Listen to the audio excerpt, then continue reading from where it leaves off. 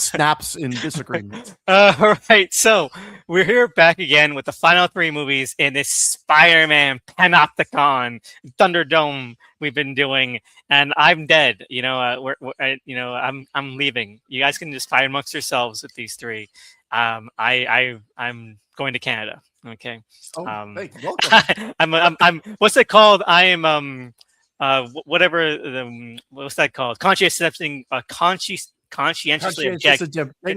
objecting from these movies, because these are movies. I call me anti-art, but these are not movies. Okay, a flip book is more of a movie than these three things are. Okay, but enough about this. All right, I just want to say one thing. Okay, did anyone else get the idea that he was going to be like, why don't you use your real name, Benjamin Happy Hogan? And I'm like, yes, he's going to say that. That's what they're going to do. And I know Mikhail knows what I'm talking about, right? That's what you're going to say. He was like, Mikhail, I have an idea about Happy Hogan. Yeah, his name is, he'll be Uncle Ben, right? Is that what you're going to say? Me? Yeah, you messaged me like a couple weeks ago saying, oh, I have a theory about Happy Hogan. Oh, no. See, so my theory about Happy Hogan, quite simply, is that, and this is something that I got simply from rewatching Far From Home and paying attention a bit more to the meta of it all, is that Happy Hogan represents, he stands in for Disney, whereas Aunt May stands in for the Sonyverse, and their whole relationship is a metaphor for the Sony-Disney relationship in regard to Spider-Man. That's interesting. That's interesting. Let's sort of put in that, because I think that's probably the biggest and most fun topic we're going to reach. Now I'm thinking about Feige and Sony fucking.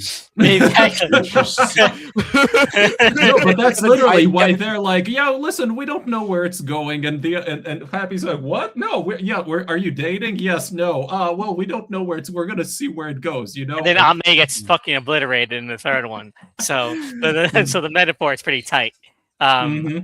All right, so those fucking like lunch meetings with Amy Pascal and Kevin Feige must have been brutal, if that's the translation that we're doing. So let's get into it. So we had these three movies. I was gonna say let's attack these not beat by beat, like topic per topic, because I think going through each of these movies separately would be a mistake, because almost nothing happens in any of them of actual significance or interest. Am I wrong in saying that? I think there's interesting arc with the Vulture in Homecoming. I'm not saying any of these movies are like quote unquote good, especially compared to like what came before, but there is stuff that in Homecoming that I find compelling. A lot of it does center around Michael Keaton. All right. So sorry, I just wanted to butt in and say that, like, I do think that we should talk about all three of these movies individually, because specifically the last one is such an odd one out, and like I feel like it's like a different beast entirely. Like I would get like combining the first two, but like that last one needs special attention, I feel. All right, so business as usual then. So let's go around. Okay, let's see here. Tony, tell us what you think about Homecoming. First thoughts.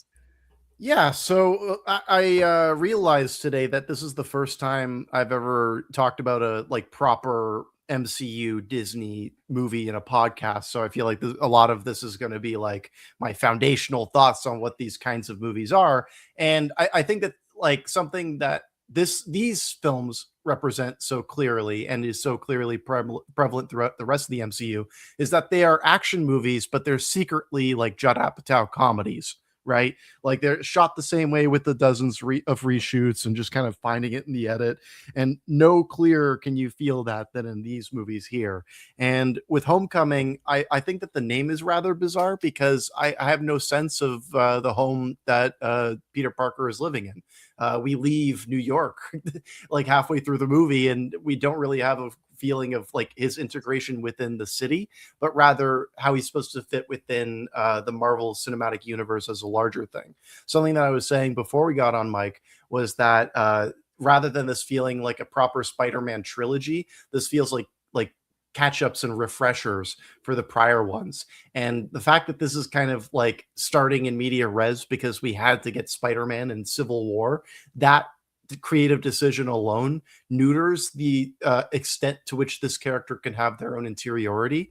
I have a lot of nitpicks with this film, but I do think that there are some elements that work better than they should. And I don't think that John Watts was the worst filmmaker for this, but he just didn't really have a backbone. Like, you can tell that like the studio had complete mandate over here, but every once in a while I can see somebody trying to put themselves into this. But like, out of all of the Spider-Men, this is where I'll leave off. Out of all the Spider-Man, Tom Holland is the least interesting and the most annoying. Like, I just am not a fan of Tom Holland in this role. And there are a lot of people I do like in these films, but it does suck that this is our protagonist. 100% agreed. Doug, what are your thoughts? Homecoming. Well, I'm trying to take myself back to mentally like where I was like when this came out, because I was like riding the hype at the time of like, oh, they got him in Civil War. He's like part of the, like I was in that mindset when these movies were first coming out. I was like, I just want all my toys together. Like, can we just get like Spider-Man like playing with the main group? Like, let's do that. So this almost did feel like a victory lap at the time of like, oh, okay, so they incorporate him into the larger thing, and now they're doing a solo movie. And I remember walking out of this one feeling pretty positively. I've soured on it as a whole, like as a movie, like since then on rewatch. There's a lot that just annoys me, like foundational stuff about like, like Tony was talking about, like how these movies can exist on their own just because like the creative decisions of like, yeah, he was introduced in another movie that wasn't a Spider-Man movie, but and we're also beholden to those events, and like that's like the starting point for his arc instead of like anything that naturally occurs in the movie. And I think that's a big problem. I think the MCU integration is a problem for all of these movies, but there are parts of it that like I should be more annoyed by, but I think kind of work. Like I do kind of like Vulture, like kind of like that his thing is like that his beef is with Tony Stark initially, in the whole thing of like them being contractors that were cleaning up after the Avengers battle, and like that being like the impetus for his whole thing is interesting, because then by the end of the movie, he does have a specific relationship to Peter Parker. Like if the whole movie he was only against Stark, then I would have a lot more of an issue with that. But I think the arc that has in it, and just the scenes Keaton has with Holland, are so good for me. I think Keaton's fucking really good in this. So that carries a lot of my enjoyment of this movie. But I do agree with like the issues of this Spider-Man, and specifically Holland himself, is like, it's just kind of a nothing take. Like maybe I'm extending a lot of grace to him just because I really like everything he's been doing on the press tour for Odyssey, and I like him in that, but he's pretty boring in these movies as Peter Parker. And Mikhail, what do you think of Homecoming? Your first thoughts on that? So, I mean, I think it's okay. It's a very, I would say it's a very, what you would call mid Spider-Man film, or at least like it's like a mid movie, like with Spider-Man in it. Like, I don't think it's necessarily bad, but certainly rewatching it, it's interesting how, it definitely doesn't seem all that intriguing or energetic or anything in and of itself. I definitely think Michael Keaton's Vulture is probably the best part of it, and I do think it's a plus that they actually keep this movie pretty low key. Like it's kind of grounded in a way a lot of other MCU films of the time were not. I mean, low stakes. It's got like these working class villains basically who all they want is just to be able to operate like their business, and like Spider-Man starts to mess things up for them.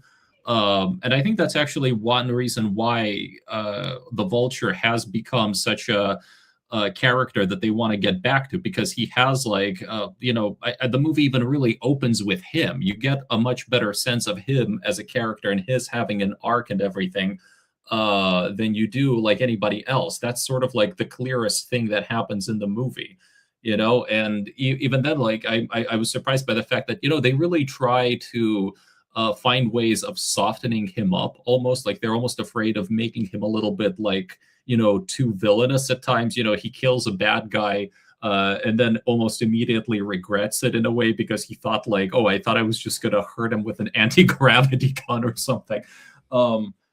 So I also think it's interesting that this really does feel at times like a hangout movie, like kind of like a high school hijinks kind of, film for the most part. I think that's where John Watts was the most comfortable. Like a lot of the, a lot of the more comedic bits, and I think like some of the stuff that happens at the high school itself, they're far more interesting than I think a lot of the stuff that happens with, Peter Parker as Spider-Man, like out there. And I kind of think maybe his whole thing here was supposed to be about wanting to become an Avenger. I'm not really sure like what his, bigger arc is supposed to be. Thinking about what you guys say about Tom Holland, I will say this. I think, the issue is not so much with Holland's performance, but rather how this incarnation of Peter Parker is written. Because I think like Holland, sorry? No, I was just agreeing. I was saying right. Yeah. So I think like Holland is actually quite charismatic. I mean, he kind of has at least like, he has like maybe some of the right. Like, I agree. Like, one thing I want to say, I'm thinking we'd probably be the most negative about all of these because I really truly hate them. I think they're evil movies. I'm sorry. These are the kind of things that you would use to like do the little Vico technique and to brainwash somebody. Like, oh my god. But Holland is charming. He's a charming figure. He can bring that into performances sometimes. But that's it. He just charming. There's like nothing else below the surface. Like the little hints of character depth. You guess what? They're gonna be reset for the next movie. Exactly. There's no permanence to him. Like even now, like maybe the fourth one will be good. You know how insane that is to be on your fourth movie, your fourth solo movie, but like your ninth in total, and be like, now we're gonna see who he is as a real. This is character. finally when he becomes Spider. That just reminds me of the first Trump term. People be like, "Tonight's the night Trump became president." Like, what are you talking about? Today's brand new day. He became Spider-Man. Exactly. Like this is it. He's got everything. He's got his like 5-bedroom tiny apartment, and like. The picture is so funny because it's like I bet like half of the people living in New York would wish to have an apartment like that. There was this, like, how does he afford that shit? Yeah. There was this model on Instagram with a very similar apartment in LA. Okay, she's like, this is a famous model. Does the same kind of layout even, and like he had a really shitty apartment going home. Why couldn't he just keep that? I don't understand. Is he stealing? Yeah. Is he like squatting? He should be an influencer. That would be a take. There you go. Isn't that what the cartoon did? Is it? I didn't watch. Wait, the latest one, Friendly Neighborhood or whatever. Yeah. Didn't they make him? I don't know. I didn't watch that show. It looked stupid. I kind of want to get back to what you were saying right there, Elvis, about how like the character can't change across any of these films because like you were trying to find what his arc was in this film, and obviously in a broad sense he just wants to become an Avenger. But if we really extrapolate and we look at each of these films, all it's about is him seeing himself either as worthy or not worthy and having a battle against that, right? And what sucks is like, if you're watching the Raimi movies, like the struggles are similar. He's got things going on with Mary Jane, he's got things going on at school, but it's a compounding thing, right? Like and each of those things take up more prominence depending on what the narrative is on each given going. But this time it's just like I don't really know who this Peter Parker is. I don't know what kind of music he listens to. I know he likes to build Legos with Ned, but I was beyond that, you don't know about the Disney tie-in stuff that he likes to do. But even in like the Amazing Spider-Man movies, I saw like Alone Time with Andrew Garfield. He liked Dragons. Yeah, he liked Imagine Dragons and Coldplay and all that stuff. I have no idea who this guy is. And I've seen 3 movies with him. I don't even know what search engine he uses. Right? I think he's Ask Jeeves. But the thing is, right? You're right. But the thing is, they famously clowned on Andrew Garfield's Spider-Man for being too specific. Dark.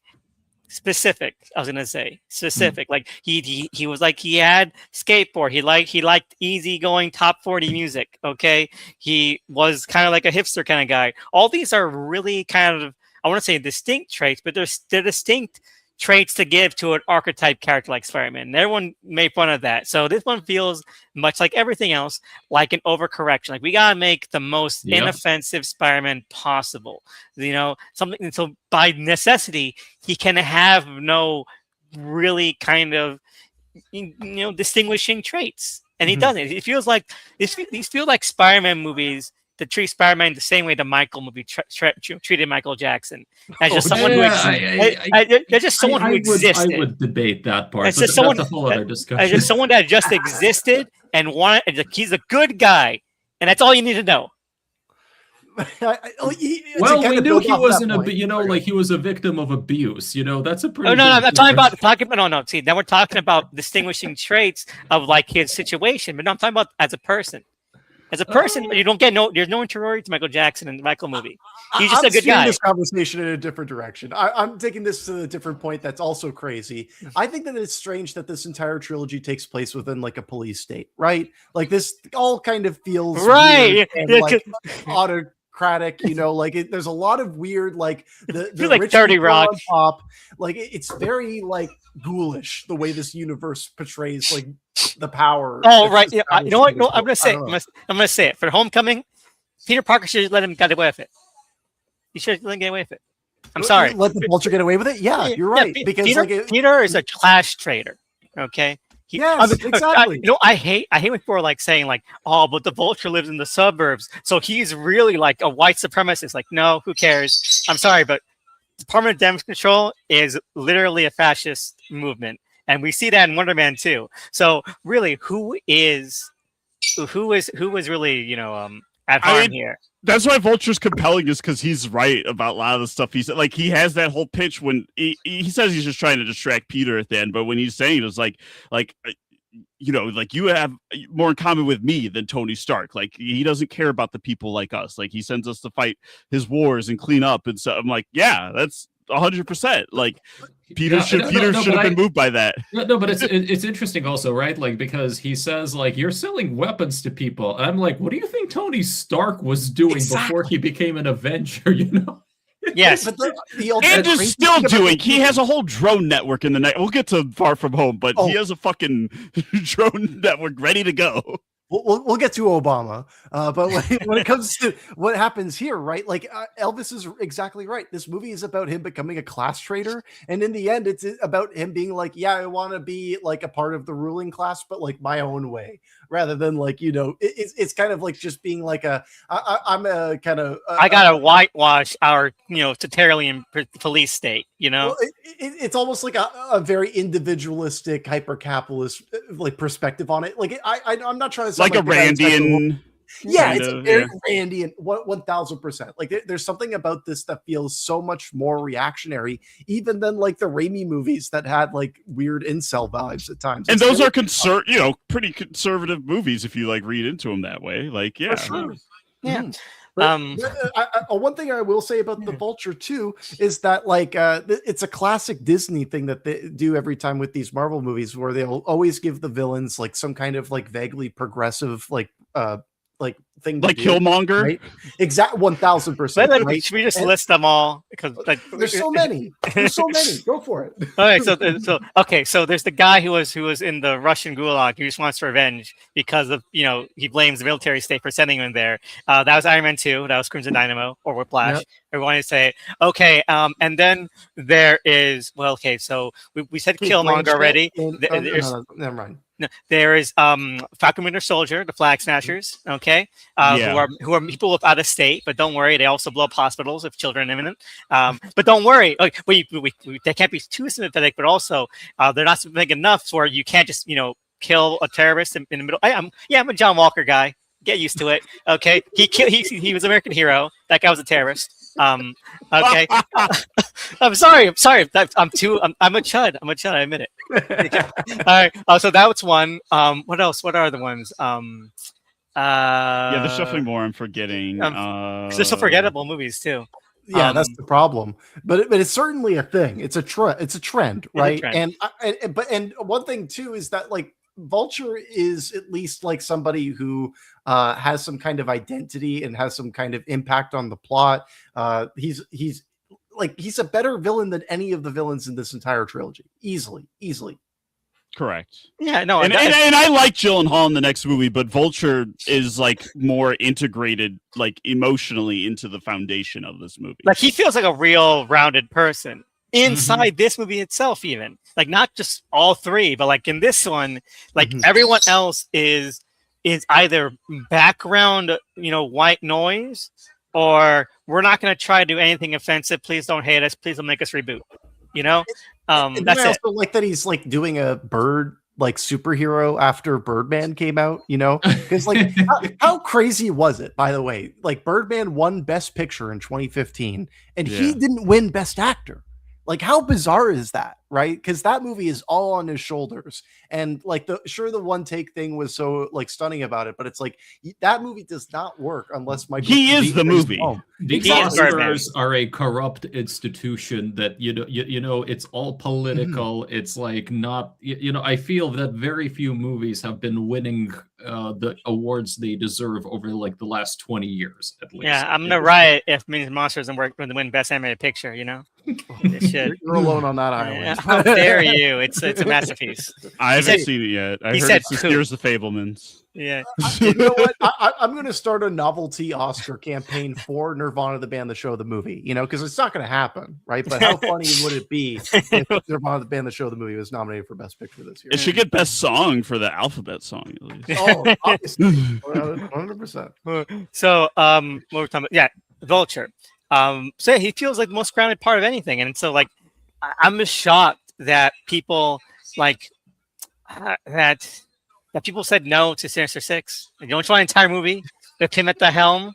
I would, and now we won't get it because all those whiners. I don't want to jump ahead too much, but we did get the Sinister Six movie in this. I mean, a real one. No, it's not. It's like that's what they say. It kind of like it. I completely disagree. Just like Uncle Ben kind of exists, Yeah, because that's not the Sinister Six movie that Sony like wanted to do, and that it was building to, and still is arguably building to. I mean, the real Sinister Six movie, it's like it's like Vulture is either a reformed bad guy or he's like somebody forced to be an anti-hero or whatever, but like he would be like one of the big it would be all of them fighting some big like cosmic evil together. You know what I'm saying?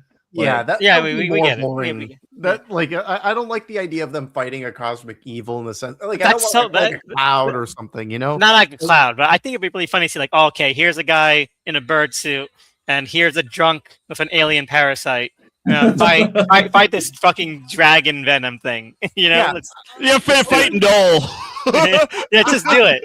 I would just like to see them fight a bunch of guys with guns. That's enough for me. That's pretty good. I'll take either one. Whatever is most cost effective. Sony, just make it. Actually, I want to go back to something that Mikhail you said earlier, because you brought up the concept of this being a much smaller stakes MCU film, and you said nothing incorrect there, and I think that was something that I admired about this film at the time when I watched it as well. But coming back to it now, I was kind of disappointed in how large the scope even was beyond that, right? The fact that like that we do have so many like CGI laden action sequences, and the fact that the climax happens on like a crashing airplane, like I don't know. I did kind of want this just to be in the streets of New York, and the fact that we don't really do any of that beyond like an action sequence at the Staten Island ferry, which does get some cool cred points in my opinion, but still like this movie just really lacks a strict identity, and that's something that really extends across the entire trilogy. No, I would say I think to an extent that's correct, but I will say that having rewatched the like the three films, and although to be honest I saw No Way Home like I think a few months ago, but still I think there really is something of at least some kind of a thematic, like a larger, I don't know, like thematic arc or linkage across the three movies. And to me, that's actually that all three movies are about Spider-Man basically trying and failing to keep his personal life and his superhero life separate. Like, I find that's really central to every single film. He's constantly trying to do the superhero stuff only for that to somehow intersect with his high school stuff. And is that central, or is that just like a cliche they keep using. It is kind of a cliche, but I find they do place a large amount of emphasis on that. Like that sort of comes into, and that literally, it's kind of like the first movie like really sets up that idea, him trying to be friendly neighborhood and like his high school life constantly, like what they keep like, like colliding with each other. Right. Mm-hmm. And then like by the end of the second movie, it's like those things like literally like the boundaries there fall apart because he's outed. So the third movie is literally him having to deal with the inability, at least like in a general sense, like that's what the third movie should have been about, his inability to deal with it should have been about that, but then it becomes Yeah. about how a spell opens up multiversal shenanigans. Yes, You yes. dig on multiverses? Yeah, but just in general, you can kind of see that like sort of being like a main theme throughout. Like this entire trilogy. You can kind of see it, but the thing is, the movies aren't interested in them, so why should we be?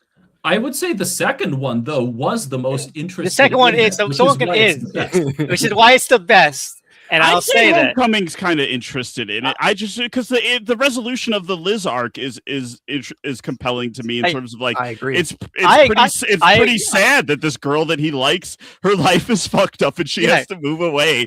Like that. I love all the Liz stuff.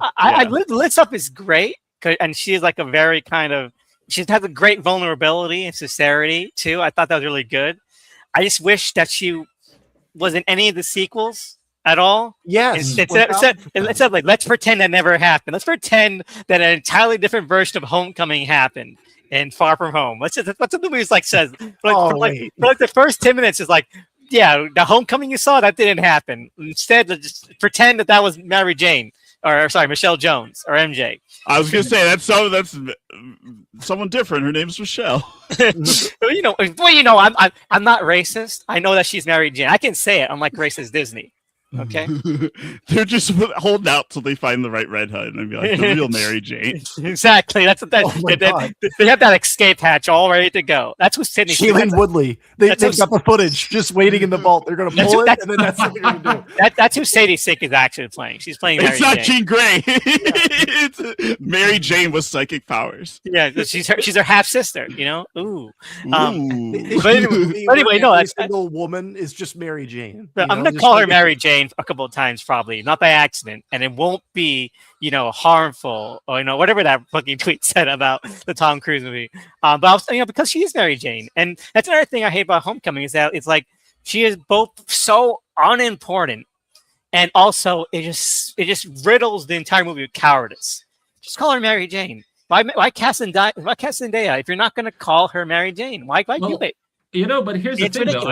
I don't think Zendaya was that big when they made this movie. I know, but why even have her around?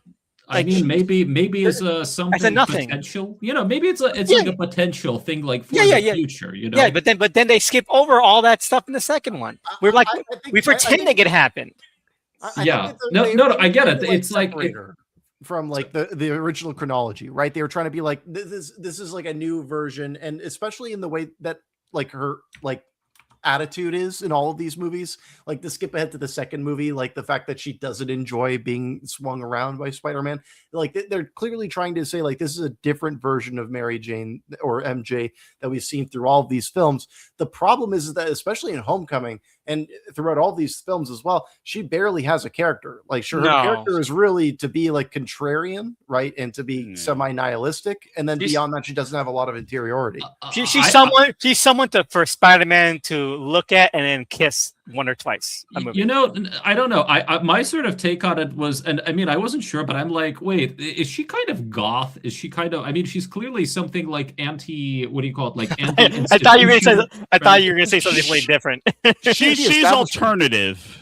Yeah, but clearly has a thing against like hierarchy. There's constantly this joke about like her being against like the institution and like about talking about like oh well this tower was actually built by slaves. Why would I want good to, joke. I like the looking at the security guard. He kind of just shakes his head. Yeah.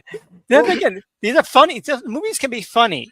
The movie, and one thing I like about Zendaya, especially in Far From Home, is that she, like as I said, Holland is charming, and hey, Zendaya and Holland, they're charming together. When the little scenes they have where they bounce off each other, actually with some romantic kind of undertone and Far From Home, best parts of any of these movies. I'll say it, best part. Like that's I could watch an entire movie with that, and you can call it Spider-Man. I'm going to interject and say specifically, I think that Zendaya is acting circles around Tom Holland. I think 100%. She's a movie star.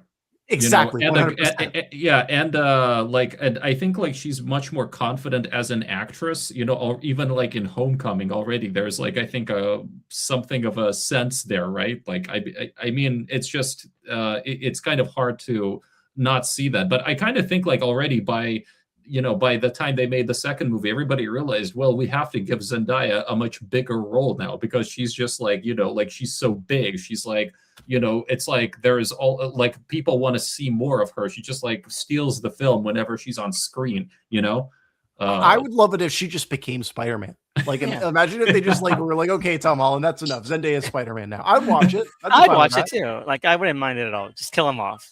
Peter dies, and his death is the Uncle Ben death for Zendaya. Zendaya says to a wrestling promoter, like, I missed the part where that's my problem. Sounds good. All right. It's funny though regarding Uncle Ben. I just want to point out, like, I could swear, like, the way Homecoming at least specifically plays it is that it kind of assumes that the whole backstory and hence that Uncle Ben should be dead. They at least I've said this since Homecoming came out. I've said this. That this part, like, everything that happened with for my Aunt May last summer or something like that. He says to Ned in their first scene. After everything that's happened to her, I don't want to bog her down with this. You know what? And I've said this since that movie came out. Divorce. Uncle Ben is alive, and they're divorced. That's it. Like, there's no other explanation. And I made a video on this channel years ago when Madam Web came out about this. When it came out, and everyone was like, "Oh, Adam Scott playing Uncle Ben. Oh, let's just say maybe we can just port Adam Scott into like the MCU universe, and just have this and a flashback. Like you don't even have to." And I was like, "You don't even have to have a flashback because Uncle Ben is alive. He's alive in the MCU. Exactly. There's no evidence that he's dead. I mean, we'll get to No Way Home, but like when they're all reminiscing about their Uncle Ben, Peter just stays silent. He's like, who's that? You're right. I had not noticed that, but that's a very because if Aunt May fulfills the Uncle Ben like function or role in the canon or whatever. Of this specific Spider-Man, then it wouldn't make sense for Uncle Ben to have died already at all. Right? Yeah, even when one of them says great responsibility comes great power or whatever, he's like, how did you know that? Well, what do you mean, how do they know that? You don't. It's a canon event. like shouldn't you know already? Like, do you think he's a dummy, and these movies are dumb. I'm bored. Like something that you had said earlier was that like a lot of these people are good, and like that's something that I'm going to say as well. I don't have many issues with the actors in these films. It's mainly like they're fun ensembles. Exactly. And this is where I'm going to like come out and really hammer home. Like definitely Marissa Tomei is a great Aunt May. I think that she's great in these movies. Great is strong. I think that she's better than Sally Field for sure. She's well cast. Terribly used, I'll say. I think that her writing is bad. I think that all three of these movies are terribly misogynistic in ways that was surprising to me on revisit. But what I will say is that Marissa Tomei exactly knows the kind of character she's supposed to be playing, which is like a newly single, like middle-aged woman who's just like feeling herself and like everyone's attracted to her. I think that she's nailing that. And then the fact that like Peter just sees her as like annoying and like too, caring of him, and they play that so well together. I don't know. I do really think that Marissa Tomei endears, I'm endeared to her as like somebody who actually cares about Peter throughout all three of these films. And I think that she does quite a good job. I've endeared to her because she's Marissa Tomei. Yeah. Like, I don't know that I get enough in the movies.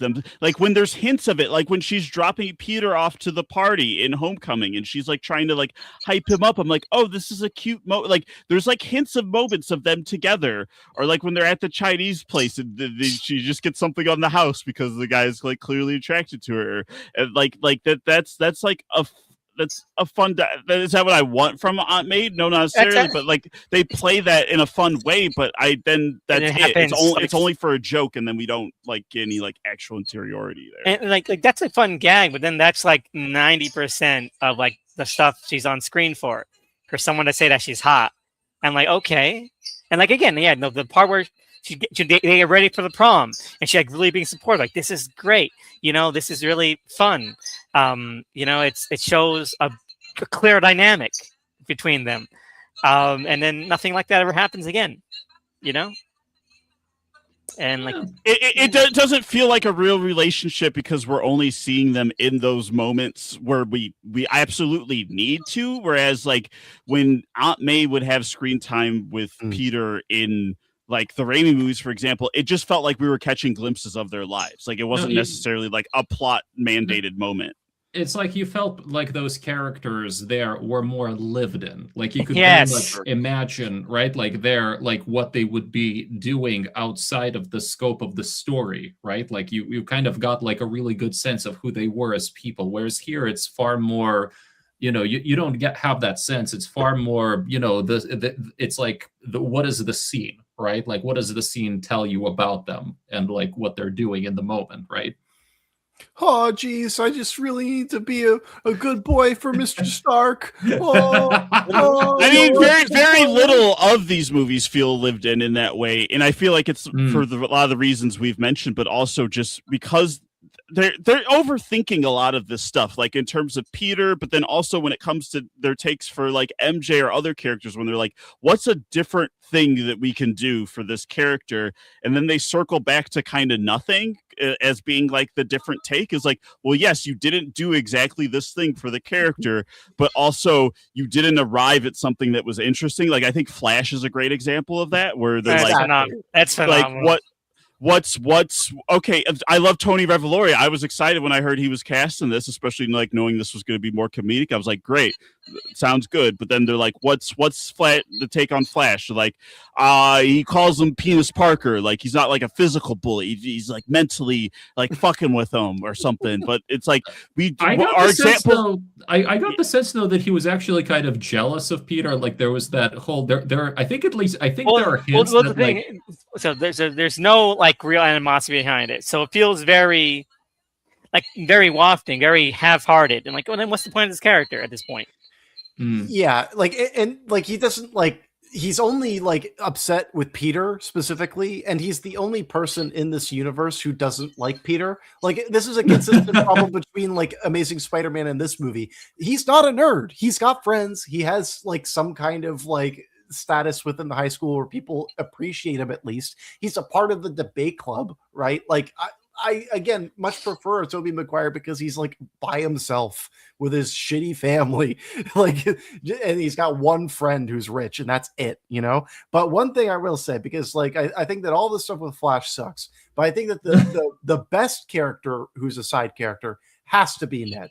I think that Ned, like from like what his utility is as like the best friend, he is the most interesting thing that this trilogy brings. I think Ned is great. I have no problems with him.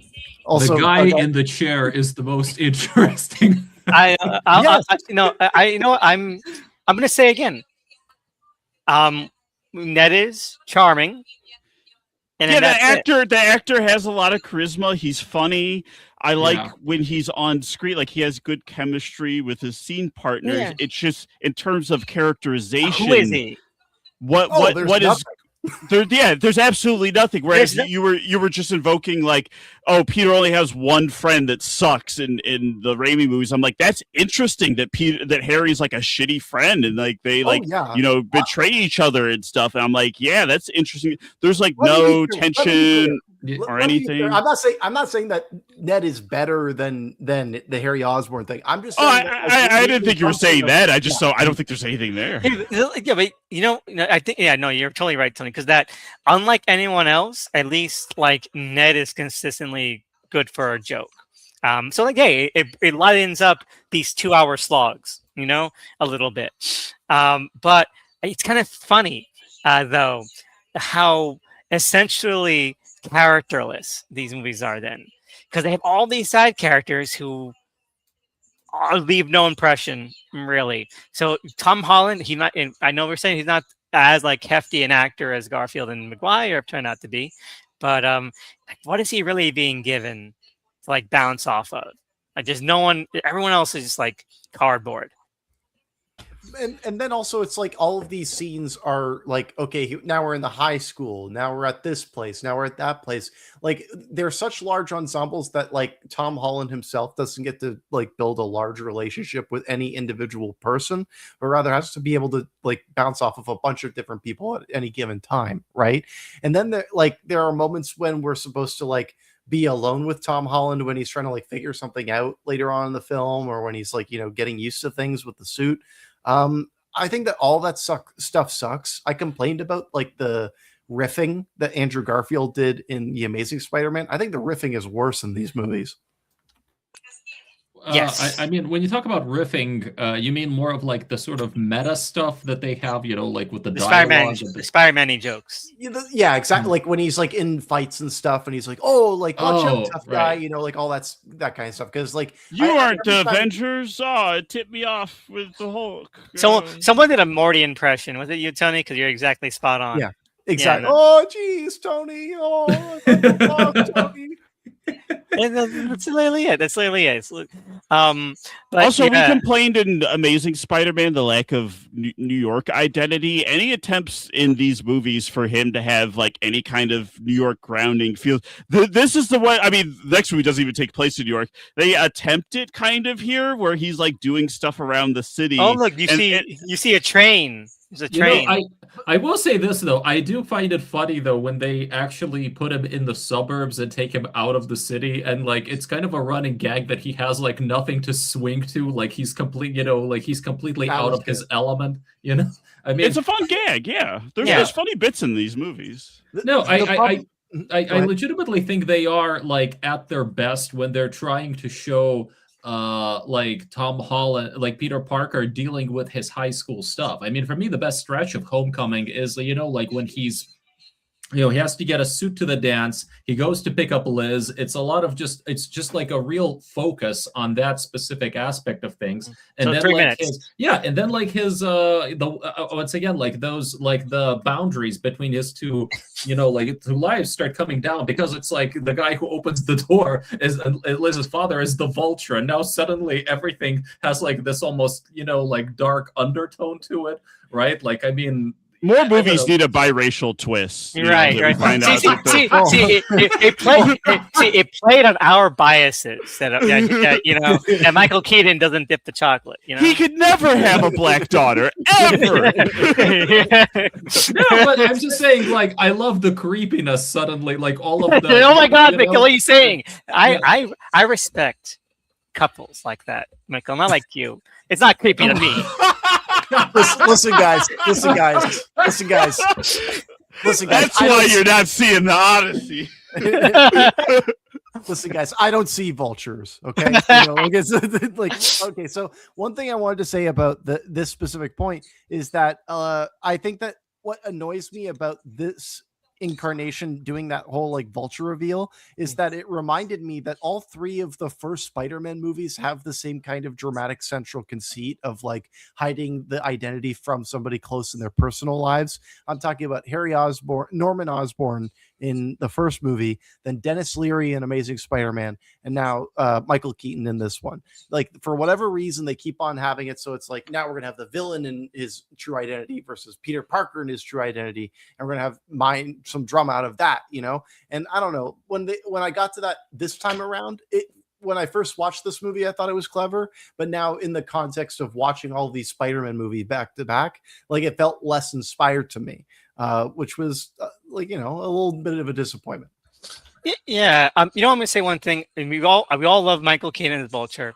The thing about that to me is that they just stole Captain Cold, Sorry, but the Vulture and his crew, or Captain Cold and the Rogues. Like, that's literally what their whole deal is. Like bluer collar workers, all that kind of stuff. There's not any way that the Vulture's in the comics, but they literally stole just like Captain Cold and like, Heat Wave with like the Shocker and like the Thinker and all that. They stole that whole setup. So it's really kind of strange, and but like, hey, I'll take it. You know, they're never gonna make another Flash movie ever again, so I'll take where I can get it. Well, in the comics, the Vulture is supposed to be another sort of tech billionaire or industrialist, right? Like he builds a Vulture suit. I mean, at least going by the '94 series that I've seen, like he wanted to become young or something, and I don't know if that's like part of it. But yeah, it's interesting how here they basically, made him something that was quite, pretty much like the opposite of that. And not only that, but I kind of liked how this movie basically riffed on the idea of what exactly a vulture is, because here, like the Michael Keaton Vulture, he's literally a guy who picks like the corpses sort of like of all these battlefields, right? Like everything that the MCU like left behind, like he goes like through it, and he literally profits like from that. So I just think it's kind of clever the way that they recontextualize that the very name Vulture, Is that a meta commentary on Sony, also about Sony's relationship with MCU? Is that they're kind of trying to pick up the scraps of like, hey, we want to be part of your universe, like, and then they're just given like some table scraps? I don't know. Yeah, it's just you can play around the post Civil War stuff a little bit. And that's it. Chris Evans will be in the first Avengers costume. I mean, I do like the Hannibal Buress line delivery. It's like, I'm pretty sure that guy's a war criminal, but whatever. Yeah. Speaking of which, can we talk about the fact that the timeline makes no sense here? No, because it doesn't matter. Doesn't matter. I wanted to kind of go back to the villain situation a little bit, just to say a couple things. One, I like the fact that the guy from Severance and Mistress America is like the #2 guy in the operation. Michael Sheridan. Yes. Yeah. Also, the brother, the idiot senator brother from Patriot. Who can forget? Yes. Good actor. And then the other thing I wanted to say was that I wish that more of these comic book movies did what they do with Shocker here. I like the fact that they introduced this like other villain from the comic books, but because it's not like a crazy villain or whatever, they're just like, okay, whatever. We're just gonna have it so it's an interchangeable. It could be whoever, right? I think that they should do that with more villains. Don't be so precious with it, right? Also, Bokeem Woodbine is playing the actual Shocker. Like the other guy was like one of Kingpin's henchmen. Mm-hmm. And when Woodbine does step into the role, he's saying a lot of great one-liners as well. That's why I'm wondering, like, why are people so obsessed with Michael Mando? I'm sorry, but like more people like we should bring the Shocker back. I'm sorry, Michael Mando. Unimpressive in this movie. Oh, he's great in Better Call Saul. I'm not judging him by Better Call Saul. I'm judging him by what's in this movie. Nothing here impresses me. I'm not sure why he's back. I think it's mainly just off of that cliffhanger scene with. But he's boring in that. Yeah, I think people just see him with the fucked up face and like the threat of him wanting to kill Spider-Man. They're like, "Whoa, I can't wait to see that."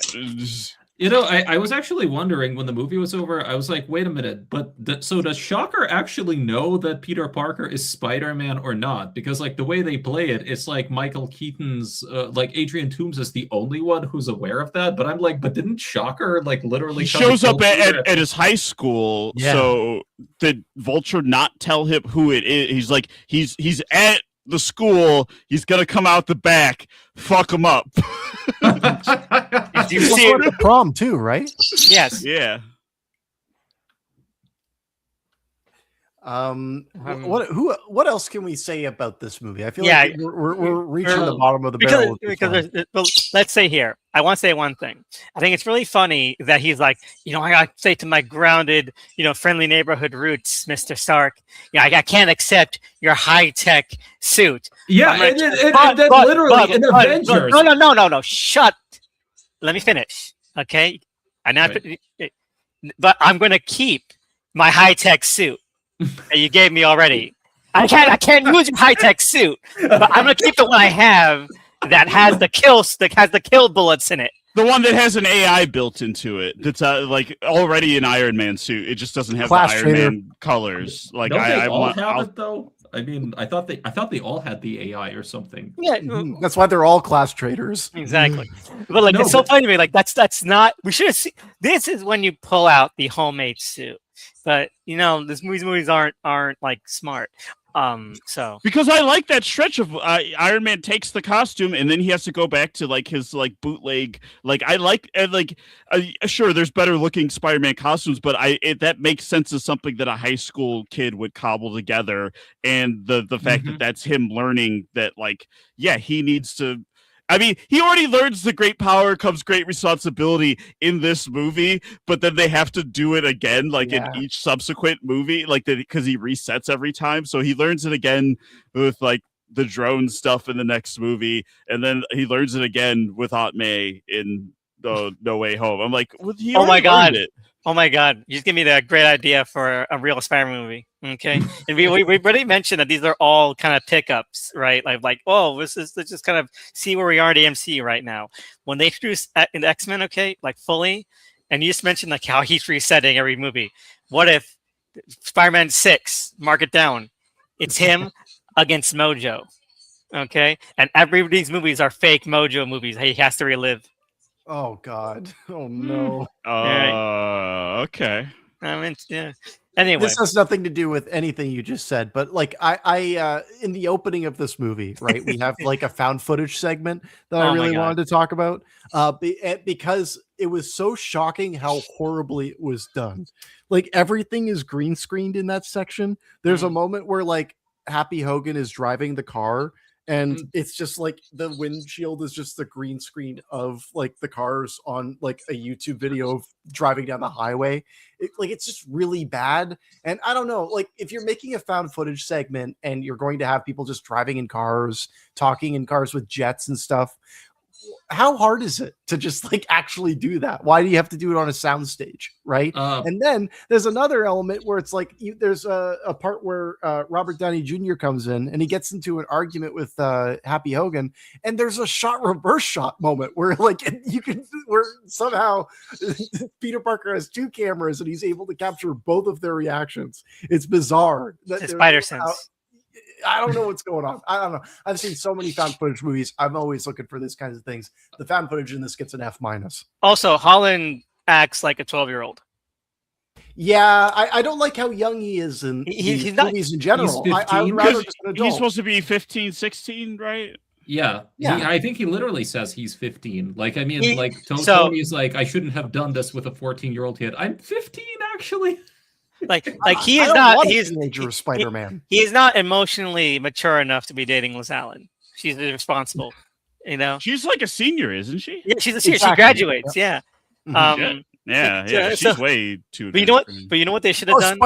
Nerd in these movies. What are you talking about? You know what they should have done though is that Far From Home, she should have been not blipped, okay, and gone 5 years older, and now suddenly there's a bit of a problematic gauge gap between them. Oh, that would have been interesting. That would have been really, I would have been, day one seats. Let's make it happen. I think that brings up something that I find very, how should I put it? It's very convenient that pretty much every major character in Peter's life, also got blipped. So conveniently, when he comes back, like everybody, he could just pick up where he was. Right. Like there's nothing. Like Aunt May got blipped, like apparently too. So like it's so really literally just have one person in his orbit have remained behind, and then you can mine the drama of like them having to have lived without Peter. Yeah, I think the only person is Hogan. But then also another thing on that note too is how awful of a trilogy is this, that like in between the first and the second movie, our protagonist fucking died and came back, right? Like, shouldn't that be a part of there was an apocalypse happened? Exactly. He went to space, he died, and came back to life. He got like all of these. He got like that super high-tech suit that he rejected, like like one movie ago. And I mean, it's funny also because they really kind of, with this movie at least, they really do want him to be like a friendly neighborhood Spider-Man, like low stakes, stick to the local crime levels and whatever, right? But then it's like in the Avengers movies, he suddenly. Space and cosmic battles and like a superhero war and everything, and then like he comes back also, right? And now the stakes have to be bigger here as well, right? So they managed to keep him grounded for maybe like one movie, and then all the others see this like major escalation, right? Yeah. It's escalation in stakes, but no major escalation in who he is.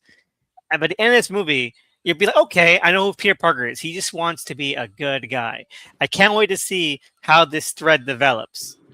Okay, can I also say I still realized upon rewatch that I was really disappointed with the actual final climax of this movie, because I'm just like, well, because he decided to work for police state and arrested Vulture.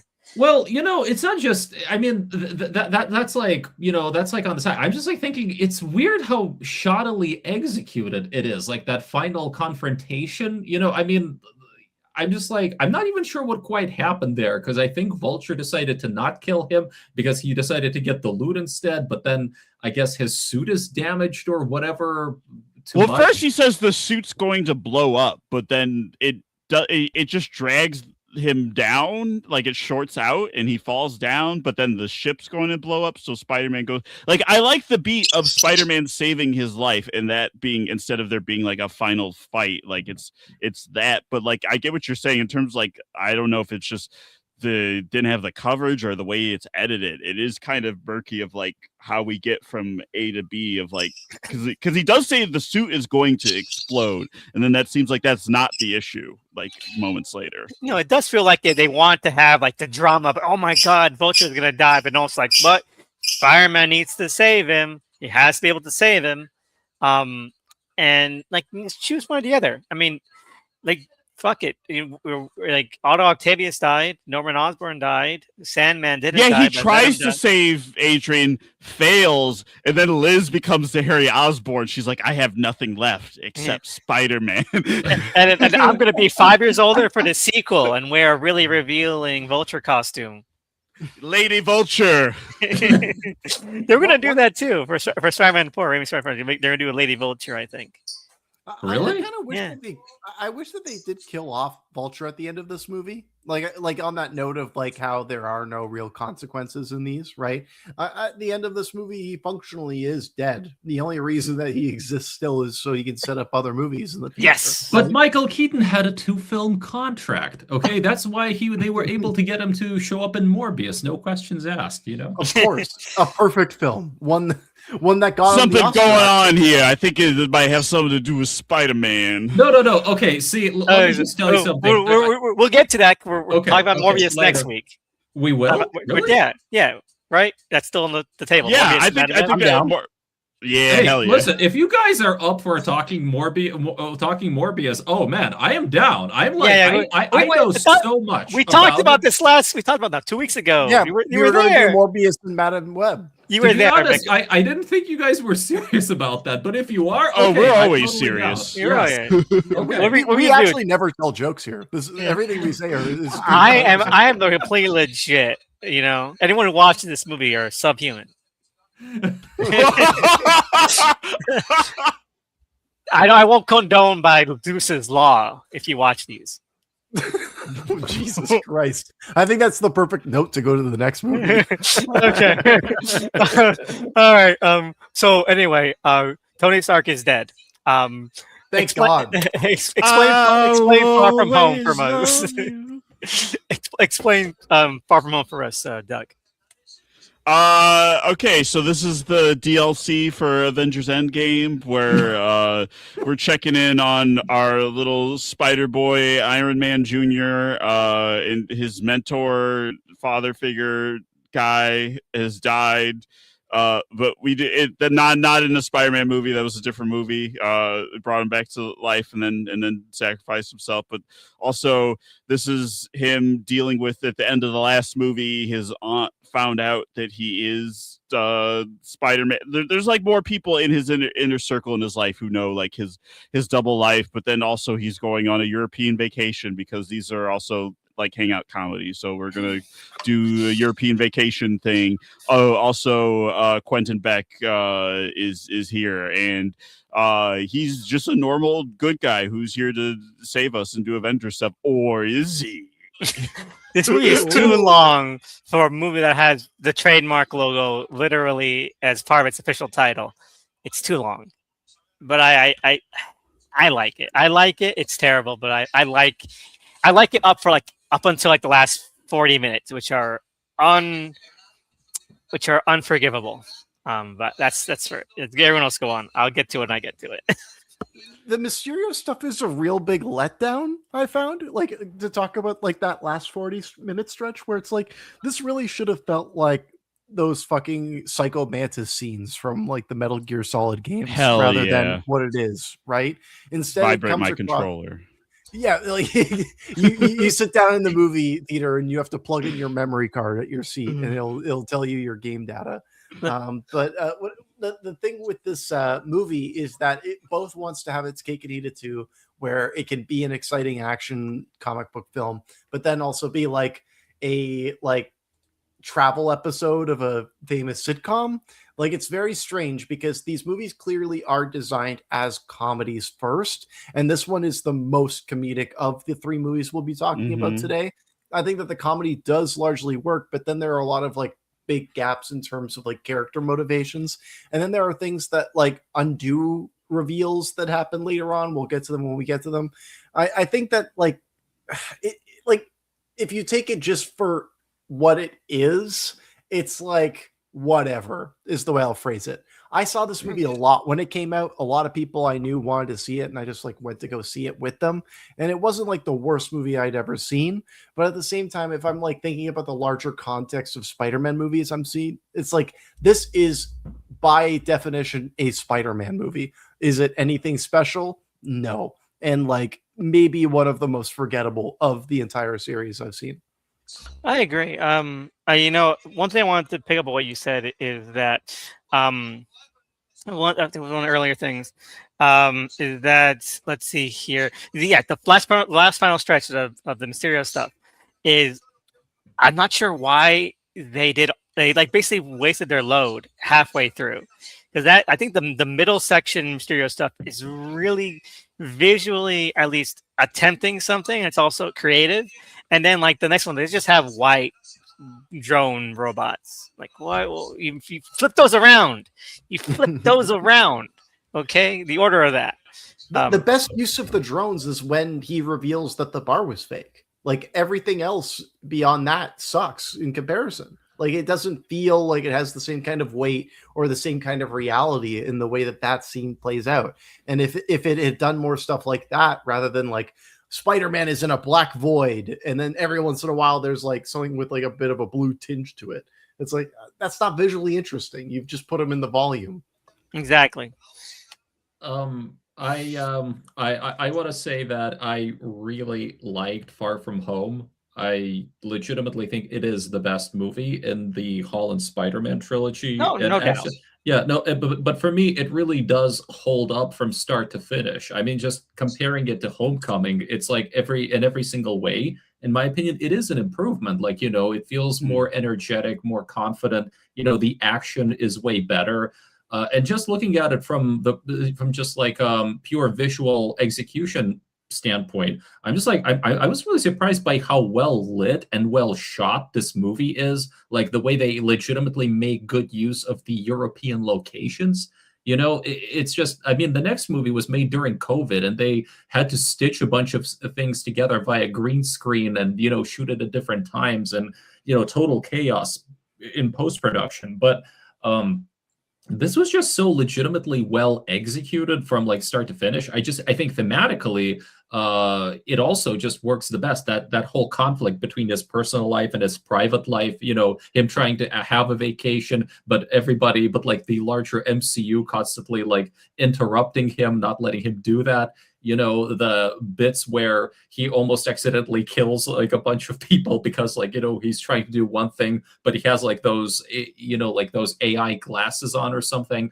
I think like in terms of, the comedy, it also is like the funniest, like the high school, like hijinks look very well. I think, I really liked Mysterio. I've liked him the first time I saw him. I like him now. I mean, at the end of the day, maybe his motives don't make too much sense. But on the one hand, he's a visually very interesting villain. Like when he actually does his illusion sequences, well, those are, those are kind of trippy. They're visually intriguing on the one hand. And on the other hand, I think it really brings, like, I think what they do with him is almost like a Hitchcockian plot twist, right? Like they reveal exactly, like, far more than Peter does when they do that big Mysterio reveal scene, right? And then it's like, and I get like what you guys are saying about like, oh, like, it gets like into all these drones and it's not like that. But you know what? I think it's actually like, I think that whole final climax, it's very well executed, just from a visceral standpoint. And to me, it was important that they do get to those drones because, it's all about exposing Mysterio. I mean, the whole movie, like, I mean, remember, it came out like in 2017. It came out right at that time of, we were going through that whole post-truth kind of thing where it's like, what is reality, like alternative facts and stuff like that. And that's literally what Mysterio is. He's a tech bro who's like trying to manipulate, public perception of reality, basically to satisfy like his ego. You know what I'm saying? So it's kind of like, so at the end, you get to see the drones because like now they're like letting it all, because now it's like the illusion is like falling apart quite literally. You know what I'm saying? Like, anyway, yeah. So, and again, like I said, I think it's telling that this whole movie has this whole weird Marvel Disney relationship thing with Happy Hogan and Aunt May, just like the way they, that final scene between them, like really just nail it. Okay, so one of them really wants the other one to stay. And then, but it's like, it's not clear. We're not sure where we're going with this. The future is open. I wanted to kind of slightly push back about like how, like you use the word visceral to describe like the way that the movie kind of plays out and like that it like becomes exciting as it like I like you guys are going to be more positive on this movie than I feel I will be. I'm done saying positive stuff. I've already said the entire thing. I don't really care for this movie. I mean, it's the best one. It's the best one, but I already said my piece on why it's the best one. The only thing I just wanted to say is like the problem with all these movies and like this one in particular is that this is a real case of like and thens rather than like decisions being informed by each other, right? Like it's like, oh well, we need to have everybody go to Amsterdam, so this is why they're going to Amsterdam, or we need everyone to go to London, and this is why we're going to London.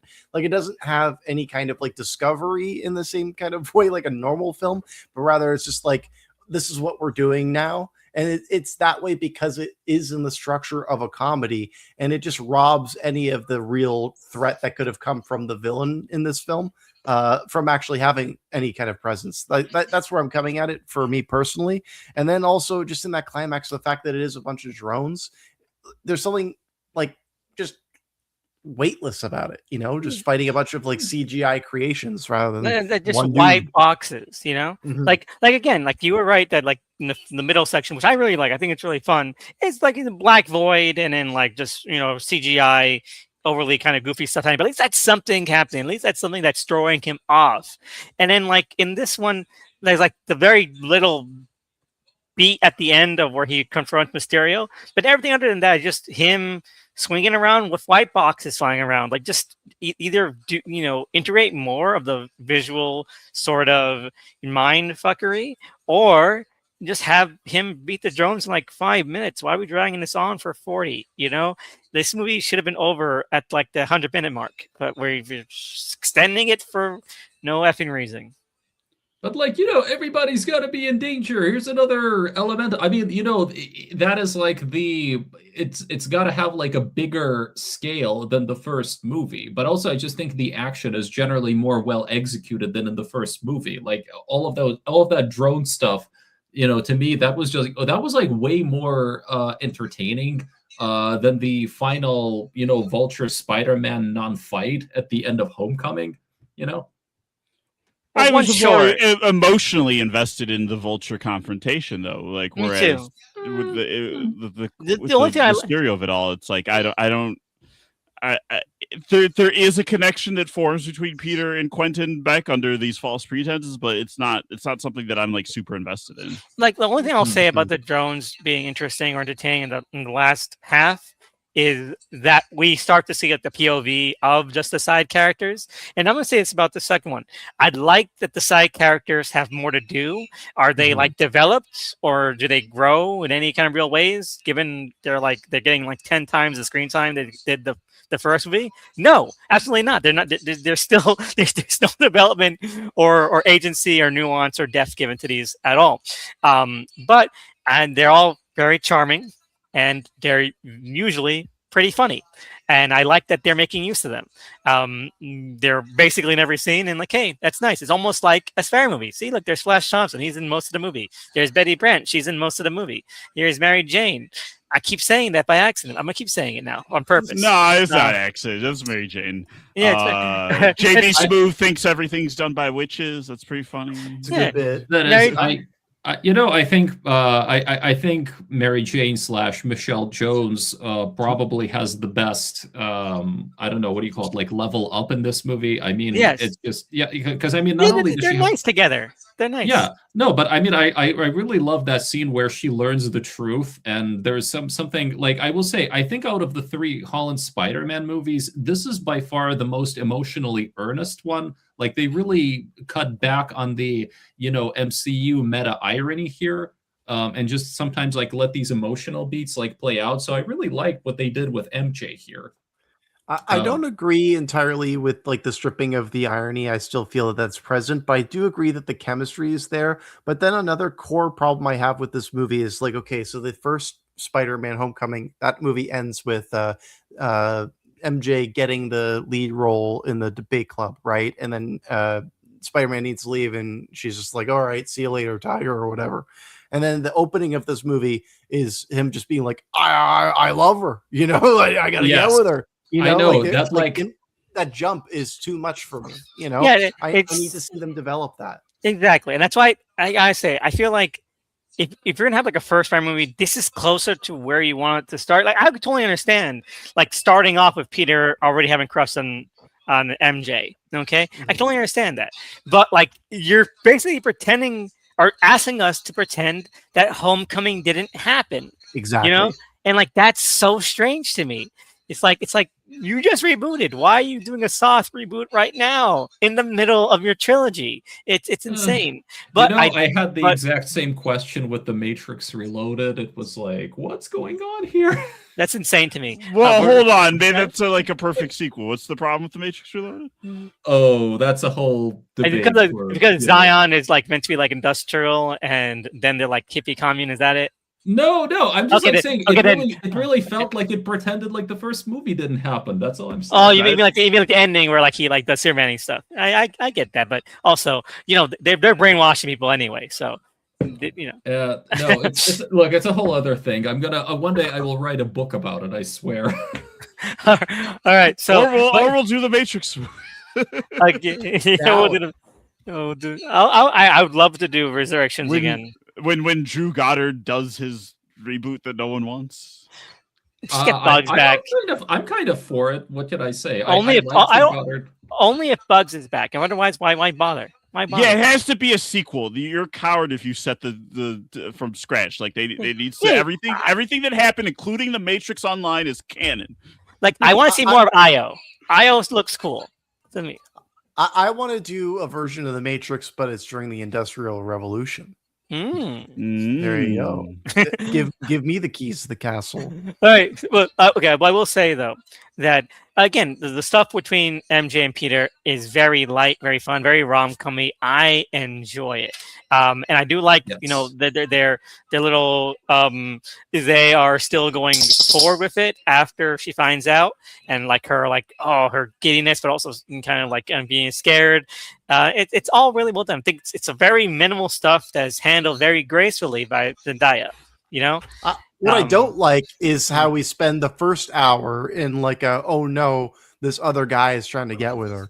I think that all that stuff falls really flat. The whole like jealousy angle. It's very flat, but I think it's really funny that they like, fuck it. Tony Reloria / Thompson isn't working. Let's just introduce an actual Flash Thompson that's more traditional. It's ridiculous, man. Stick to your guns. we brought an actual Chad in to threaten Peter. So an actual jock guy. I don't know. I think that kind of worked. I mean, Of course, it kind of works because that's how that's who Flash Thompson is. No, but I never thought of him. I never considered the fact that like he is a Flash, like what you would expect Flash Thompson to be, right? Like, I mean, I hadn't thought of that. That's a really good point. I really like how MJ ultimately says, "Hey man, why are you taking pictures of people in the bathroom?" That was a great joke. Yeah. Yeah, that was a good joke, and for sure, like I think that he has like fine deployments in terms of adding whatever minimal drama there can be. The problem is like, okay, so this is the second movie in this trilogy. We know that MJ and Spider-Man are going to get together, whatever, right? This is at this point just like a roadblock that's a formality rather than like anything that's earned. You know what I mean? Like I'm not watching this with any kind of suspense, and I don't think that the filmmakers are even trying hard to, add that suspense. Yeah, you're right. It is galling. This movie's like 2 hours long. And even though the characters are in almost every scene, who are they? Still, what are the real motivations? There's no substance beyond the surface of them being light and humorous, and like that's just showing like how much of this movie is just MCU anchorage, just pulling it down. Speaking of which, we haven't even talked about Samuel Jackson yet. Oh, he's nothing. It's not even him; it's the Skrull. SLJ doesn't get good until the Marvels. His only good Nick Fury movie is the Marvels. I haven't even seen it. It's pretty fun. I like it. I heard fun things about it. I like Samuel Jackson has been boring in every single MC movie except for that one. I'm standing by that. He's been boring. Avengers boring. I like Avengers 2 boring. I think he Captain Marvel boring. Listen, I would never. I have never found Samuel L. Jackson's Nick Fury boring. I mean, has he? Winter Soldier boring? No, I think he was cool in that one. He's just there to be Samuel L. Jackson. In the Marvels, he's the character. That's Nick Fury. I mean, I don't know. He always brings at least a certain, I don't know, old school charisma, if you will. That's Samuel Jackson. That's exactly what Nick Fury. But that's not Nick Fury. Nick Fury. He's not Nick Fury until the Marvels. I'm sensing a lot of division here. I want to just like pose a question that will unite us. Does Jake Gyllenhaal do digital blackface in this film? Yes. And you know what? Why do you think he has, the fucking Infowars on speed dial? Exactly. Yes. It's a worldview. Yes. It's a character. It's character building. Okay, let's talk about Mysterio. Really, really fun. I like the madcap energy Jake Gyllenhaal is giving for this. He's the perfect little weirdo for this kind of role. And I do not care that he worked for Tony Stark. That's not like people like, oh, but Far From Home is also too Iron Man focused. Yeah, I guess so. But one, he's dead, so we don't have to like have Peter call him every 5 seconds. And two, Mysterio, other than getting the technology back, the Iron Man stuff doesn't really come into play. He has his own fucking insane plans. But they're kind of like the Vulture guys, where they're scorned by the big tech bros, right? And then they find an excuse to replay the Jeff Bridges. Tony Stark built this in a cave with a box of scraps. I like that guy's part of the. They should have revealed that everyone on his crew was like someone like a background scientist in one of these. But they kind of do. I think that was the idea. That was the idea, but they only do it for 2 people. They should have done that exactly what you said, Doug. They should have said it like everybody who was there was a part of that moment, but then every time they introduced a new character, they just played the Jeff Bridges sequence again, over and over again. And it just keeps on, widening out. Yeah, you see more and more people were there. You're like, oh wow, there's a lot of people. And they even recruit the janitor. Yeah, exactly. It's just a guy in the hallway cleaning. You're like, oh, okay. I really what I do like about Mysterio. Sorry, go ahead. No, I just want to say I really like how Gyllenhaal, like, he plays 2 very different versions of the character, because like for the first, I don't know, maybe hour of the movie or something, right? Like he's basically trying to be like a classic, all-American type of, Boy Scout superhero, with this like tortured, family background and nobility, right? And then it's like once they do the reveal, it's like the shift there, to this really vain kind of egocentric, megalomaniacal tech bro, who really loves to talk You know, I mean, I just think it's a really, I think it's done, it's executed very well. Like I love that shift, and I love how Gyllenhaal sells both versions of him. I agree that his performance is great, and I like his performance the most when he's trying to deceive everyone around him, right? When he's like pretending to be this guy who's from this other multiverse, and he's like, "Oh, my version of Earth failed." And like, if you're paying attention to what he's saying, like his story is changing from like line to line, and it's really dependent on like who is paying attention in that moment. So like Gyllenhaal himself is playing with that material very well. I think that he's really let down by the material in the second half, where he just becomes like the same boring thing that had been done in the last movie, right? Where it's like Michael Keaton being willing to kill off Peter Parker. Like there was a sense of like him trying to protect his family there that I was like, okay, I'll buy that, right? And then there was that moment where he was like, you saved my daughter, so you're cool now, you know, like that I bought that, right?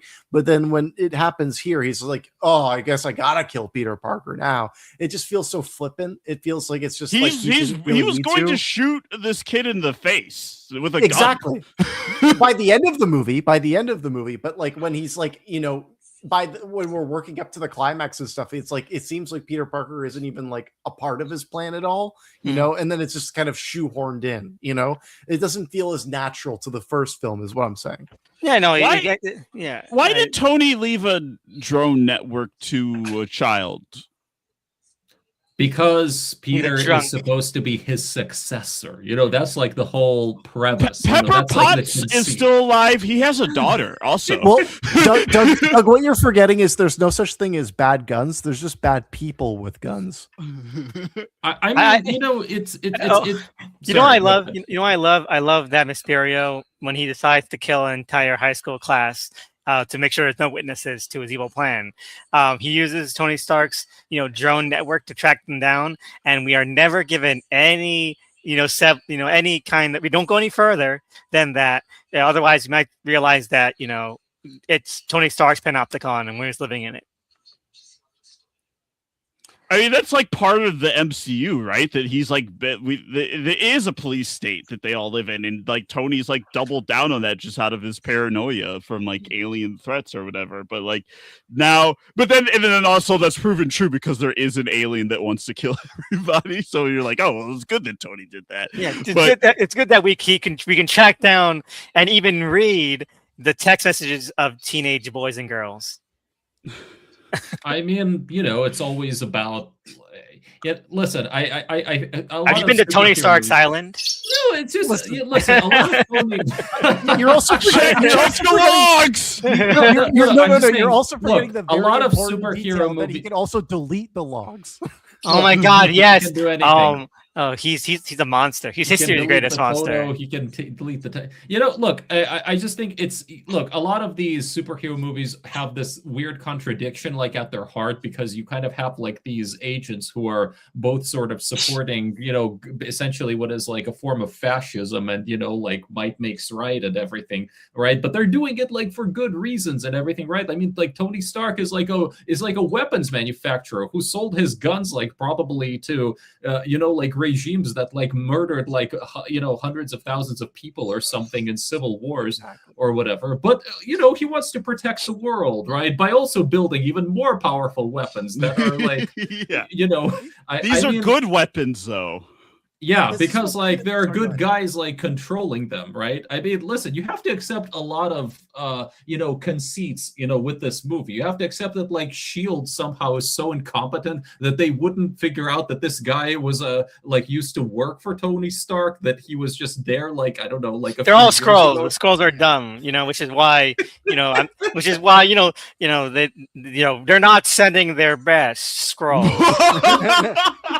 Well, we all know that like these are like the most expensive movies that like America is going to put out in a given year, right? And like they are essentially like an extension of like Western imperialism. So like what makes this movie series so funny is that like, you know, 10, 20 years from now, like we're gonna look back at these MCU movies and we're gonna laugh at how hard these movies ran for neoliberalism.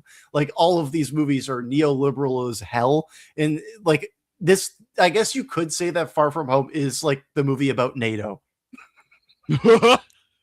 Like, I'm not even joking. Like, it is about like, let's protect all of these countries are aligned within the protection of this one thing. It just, I don't know. Like the National Theater Organization, or yeah, they should have gone to an opera in each of the different countries. No, it's but you're not wrong, because where are the other superheroes in this universe? Well, I mean, that's the question in all of these movies. I know, but also, like, if you're going to be like, oh, we're going to go to other country, just sprinkle something in. Knife Monkey. But you don't even have to like have. I'm not saying where's Captain America, where's Storm. Like, shouldn't other countries have superheroes? No, I think Miguel was right. Like, bring in Night Monkey. Just have somebody else be Night Monkey. Exactly. It's like a new original character for this movie. Like, not from the comics. It's like, here's Night Monkey, and you use the same models too. I mean, it doesn't matter. That would have been funny. And then Night Monkey, like, you stole my name. If there was a real Night Monkey, that would have been a great bit. Yeah, like he just falls into Prague too. Like, I'm gonna sue you. He's just like a backpacking vigilante around Europe. Like, he's just like, oh, I feel like being in Amsterdam this week. No, but it's funny you guys raised that question, because they literally do have a whole scene that they devoted. Listen, why don't you get one of the other Avengers for this? Well, and they're like, okay, Iron Man is dead. Thor went off with the Guardians of the Galaxy to another galaxy. Right. Doctor Strange is unavailable. Which I think is like until the next movie. Yes. Yeah, no, I think that was like more of a meta reference to contract, negotiate. Then it's like, what about Captain Marvel, right? Off-world. Do not say her name, or exactly. Right. Yeah. So not invoke her presence or whatever. It was something along those lines. Yeah, no. I mean, I'm not even sure what exactly the status of the Avengers is supposed to be after Stark is dead. I mean, in the later movies, they made it sound like the Avengers disbanded after he died. And they had that whole, that whole burial and everything, right? Yeah, well, this is in the period of the MCU where they were like, okay, well, now we're doing a reset and we're going to introduce you to a bunch of new characters, and they're going to be like the new Avengers. And you're going to love them as much as the old guys. And we did. They're called the Thunderbolts. Yeah, I love them all. I love them all. I love my little scrappy kids. Mm-hmm. I just got to say, like, in retrospect, I'm so glad Iowa Debris dropped out of that movie. Like, that was just like a smart career decision. Oh, she was going to be in Thunderbolts? Yeah, she dropped out of it. Really? Well, maybe she would have been in a good movie though. She's never. Wait, who is she supposed to play? I don't know who she was supposed to play. Maybe she was like Mockingbird or something. I don't know. But anyway, enough about good movies. Far From Home. Well, okay. What is it to say? Because we talked about it's funny. The characters are there. Mysterio is kind of odds and ends. Actually, I will talk about the cinematography a bit, because somebody said this movie looked good. Who said that? Yes, that was me. I think it looks a little bit better. Yeah. So I'm not going to say that this movie looks bad. I will say that, like, it feels like this movie is responding to a lot of the critiques that Marvel had at the time of, oh, it needs to be more colorful, whatever. Mm-hmm. Like, you get lots of things where it's like, here we are in the canals. Here's like a giant field of flowers, et cetera, right?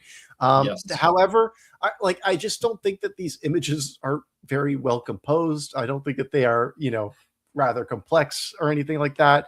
When it comes to, like, even in Amazing Spider-Man series, like, there would be like, here's a slow motion set piece where the camera's going to flow around and whatever. All of the stuff that happens, whether it be from conversation scenes to action sequences, feel very utilitarian. They have no real style to them, So yes, I agree that, like, there's some competency in how the overall look is. I just don't feel that there's any kind of, like, stamp on this is the visual language of this Spider-Man. I mean, I don't. I mean, I think you're right there. Yeah, you're definitely right. Yeah, but what I will say is that it just looks the best out of the three movies. Like, there's definitely a step up from Homecoming, and it's definitely better than what would come with No Way Home, because you can tell, like, that they were on location. They were in fact filming, like, these, like, scenes sometimes, like in daylight. Sometimes they were doing a bit something like with the, like with the actual locales, like in the evenings and stuff. I mean, I wouldn't say it's all outstanding, but there's a level of just basic visual competency here that I feel is just kind of disappearing, from the average mainstream blockbuster, especially like after COVID. I think you're right. I think a part of me is just salty that it's No. not. No, you're right too, Tony. Like, I'll say this: like, Spider-Man: Homecoming took 0 chances. This takes like 1 chances in terms of like more ambitious camera work, and stuff. That's about it. I don't think else I can say. But we talked about that Flash Thompson exists. Well, what about the ending? Since that's our setup for the next movie. Like, Yes. it changes everything forever. Right. Going back. The entire hierarchy of the MCU is about to change. I love these with having an ending that works, and then like, oh, we gotta set up the next one. I wonder, okay, same thing happened Homecoming. I wonder what's gonna happen now that Aunt May knows that he's Spider-Man. It doesn't matter. Literally, we don't even get to see it. Well, It doesn't matter, or we're gonna find a way to backpedal it. yes, this is a larger problem with just this entire incarnation of the Spider-Man. The fact that his identity is so widely known just never matters, really. You know what? Look, I would say I want to talk about that a bit more and slightly backpedal. Like, the thing to keep in mind is that Spider-Man arguably is the first MCU superhero to actually have like a double life/identity thing, because Not arguably, none of the rest of them do at all. Yeah. Well, unless you count Daredevil, maybe. I'm not sure. I don't remember when he. I wouldn't. Chronologically. yeah. But the whole idea was that the MCU superheroes are like public superheroes. They never have to deal with any of the double life secret identity stuff. So when you bring Spider-Man into it, he's kind of an outlier. And I think maybe here there was always like this sort of they made it part of like I said, the central thematic conflict of these films, because like, is it like how his human identity keeps messing up like his superhero life and vice versa, right? But the notion is that he has to keep it secret. He wants to protect people, but also they want to maybe get away a little bit from the stuff that they already had with the Raimi movie and the Garfield and the Garfield films, right? So they want to be a bit more open about it. And then finally, what happens here is that he becomes like an outed hero. Like at the end of it, I mean, I think I like the way they played. I like the just like the cliffhanger, like the very explicit cliffhanger aspect of it. And I think like that was going, and at least in my mind, as far as I know, that was set up for like a major thing that was going to be part of the original Holland Spider-Man 3 before all of the contractual stuff happened, which maybe I'll get into like later. But I think like it's so the idea is that ultimately, at the very least, his secret identity matters, and it matters more. And I think that's thematically, that's what the third movie really would have been about. Like, what do you do now that it's now that the way that he kept his life separate, now it's like they've completely collapsed into one another. That would have been the entirety of the original third movie. I get that that's what the concern is. I get that's what the movie's telling me, right? That like that's what these movies are about, right? But like when I compare this version of Spider-Man to all of the other versions of Spider-Man we've had, this is the version of Spider-Man where the identity matters the least, where it's like, yes, like they make like lip service to it, right? But it's like always crumbling away with like every scene, right? So for me as an audience There's member, no drama. Exactly, right? Like it's because Peter's personal life matters the least in these, I feel like. Yeah, in terms of like, we don't have no idea of like what that life even is. Yeah, exactly. It's compounded at that point. Like, who is he on like a day-to-day basis? Who knows? Who knows? It's ridiculous. Like, what will Aunt May think? We skip over it. Doesn't matter. Oh, what will Mary Jane think? She's cool with it immediately. What does Ned think? Cool with it immediately. So there's no like real opposition or no real drama from the fact that the people in his closest social circle are aware, right? Exactly. Okay. No, Hannibal no, Buress has the most interesting reaction in the next movie. Yeah. No, I think you're right. I think I understand. Yeah, I think that's a very good point. But again, I feel that's the Marvel part of it, maybe that's playing into things because in the MCU films, right, like the knowledge about who the superhero is doesn't really have any impact, right, or drama in the immediate, right, like with all the people who are in the right. So maybe that's the Marvel part of it, I guess. I think you're right. I think you're right 100%. And I just think that, like, maybe just it's a personal thing. It's like, I think that the secret identity aspect is always a more interesting thing to add to a superhero, right? I don't want them to have to, like, to me, that says some kinds of laws exist in this world, that like there's some kind of normalcy outside of just, space aliens and people with God powers, Especially for a working class hero like Spider-Man. Like that's supposed to be, he's other than the spider powers, he's just supposed to be a guy, like he's one of us. So like we should understand that, like what that regular life is and how that is affected by him doing Spider-Man stuff. Yeah. Anyway, so they decide to get poor J.K. Simmons back for fucking brownie points and jingling. No time for hair and makeup. Fuck it, just put them from the screen. Let's do it. Oh no, they're being different now. So the other one looked like JJJ, and this one doesn't look like him. So that's different. It also doesn't look like Alex Jones, like which is supposed to be like it doesn't look like anything. It just looks like J.K. Simmons. Well, they do a nod to Alex Jones, but I don't think they go the whole way because they're afraid. I think they actually kind of pull the punch. I think that if you told J.K. Simmons to do an Alex Jones, he would have nailed it. But instead, they're just like, no, you're going to be a news reporter that's in a space that kind of looks like InfoWars. Yeah. They should have gotten Tim Heidecker. Yeah. Oh, well, I don't even think Fan Forstic sent the right person for that. Well, but there's also an interesting acknowledgement. There's like blood. Still, that's funny. That's There's funny an stuff. interesting acknowledgement with that casting, though, right? That basically Sam Raimi found like the ideal J. Jonah Jameson, right? Like you can't get better than J.K. J.B. Smooth could have been good. Who? I'm sorry. J.B. Smooth would have been good, and that was a rumor for Far From Home. Like, oh, is he get? We know that JJJ is going to be in this. Could the new cast of including J.B. Smooth be him? Like that would have been good. I think I could see that. Yeah, that would have been good. I mean, maybe I don't know. Wasn't there like Ice Cube fan casting or something too around it? There were like a lot of people being thrown out of like, oh, shouldn't this? It's just like a different take of like, who could be Jonah? Gilbert Gottfried was still alive. Yeah, that would have worked too. That would have been hilarious. The thing about JJJ and using J.K. Simmons again, and this encompasses this and No Way Home, just to double down a little bit, is that don't even fucking meet. He has no relationship with Spider-Man. In fact, I don't think Spider-Man even really cares about what the Daily Bugle is even doing because everyone else also already kind of, they don't need him. The Daily Bugle is not influenced. I think it's trying to imply it influencing public opinion, but it's not really because we know and we see that everyone kind of is having a similar reaction. A lot of people have a similar reaction with or without it, So I'm not even sure what the purpose of that is. And it just makes me think of one thing: shooting Jimmy Olsen in the face.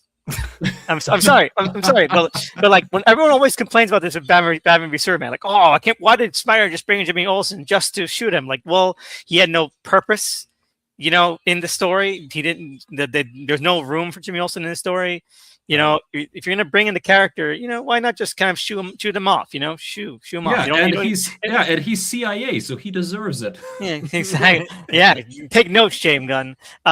Anyway, but no. So see, I feel like more superhero movies that try to do this, including Superman 2025, should learn from that. Like, hey, if you don't have a purpose for this character, you don't need to have them. You don't need to have these characters if you don't have any use for them. For sure. But I think also that's part of the part of the impact that this scene is meant to have is that it's revealing, like J. Jonah Jameson, and that it's also J.K. Simmons. You know what I'm saying? Like it's like supposed to be like a shock to. Yeah, but who cares? It's kind of a head on a hat. If it was just someone like a regular newscaster being like, Peter Parker is Spider-Man, like we've just gotten this video, like that almost keeps us in the reality of this film more than like it's distracting to be like, oh, look, this guy is back. Like, but he's also not the same. And also he doesn't really matter in this world. Like, it's like unnecessary for him to even be here. It also compounds upon this problem that exists within the Spider-Man movies that exist as MCU updates rather than, Spider-Man movies, in the sense that, like, when Spider-Man was acquired by Marvel to be in the movies, they rushed him into Civil War, right? You guys remember when the movie was coming out, they bought the rights, and then like within a year he was in a movie, right? And it's like it was a quick turnaround. Am I not wrong? Well, it was a quick turnaround, but they didn't actually buy them. It was kind of right, it was a licensing or subcontracting deal. So basically, it's like Sony's like, okay, look, we're gonna give you the right to use all these characters for like maybe this movie and maybe like 4 or like 5. I think 5 other. Wait, how many? I was just saying buy as like interchangeably. I wasn't trying to be specific in that sense. But the point was he wasn't always going to be in Civil War. That was exactly they were making and writing that movie without knowing if that was possible to even have him in there. Exactly. Well, no, look, that's absolutely true. But I will just say the way that all of these movies are written, it's like, it always depends on which actors you can secure at like what point. Like, so you might start writing, like a movie, like one of the superhero movies with, like so-and-so and so-and-so. And then, it turns out, oh, wait a minute, like Robert Downey Jr. has a scheduling conflict. Okay, can we bring in somebody else or something?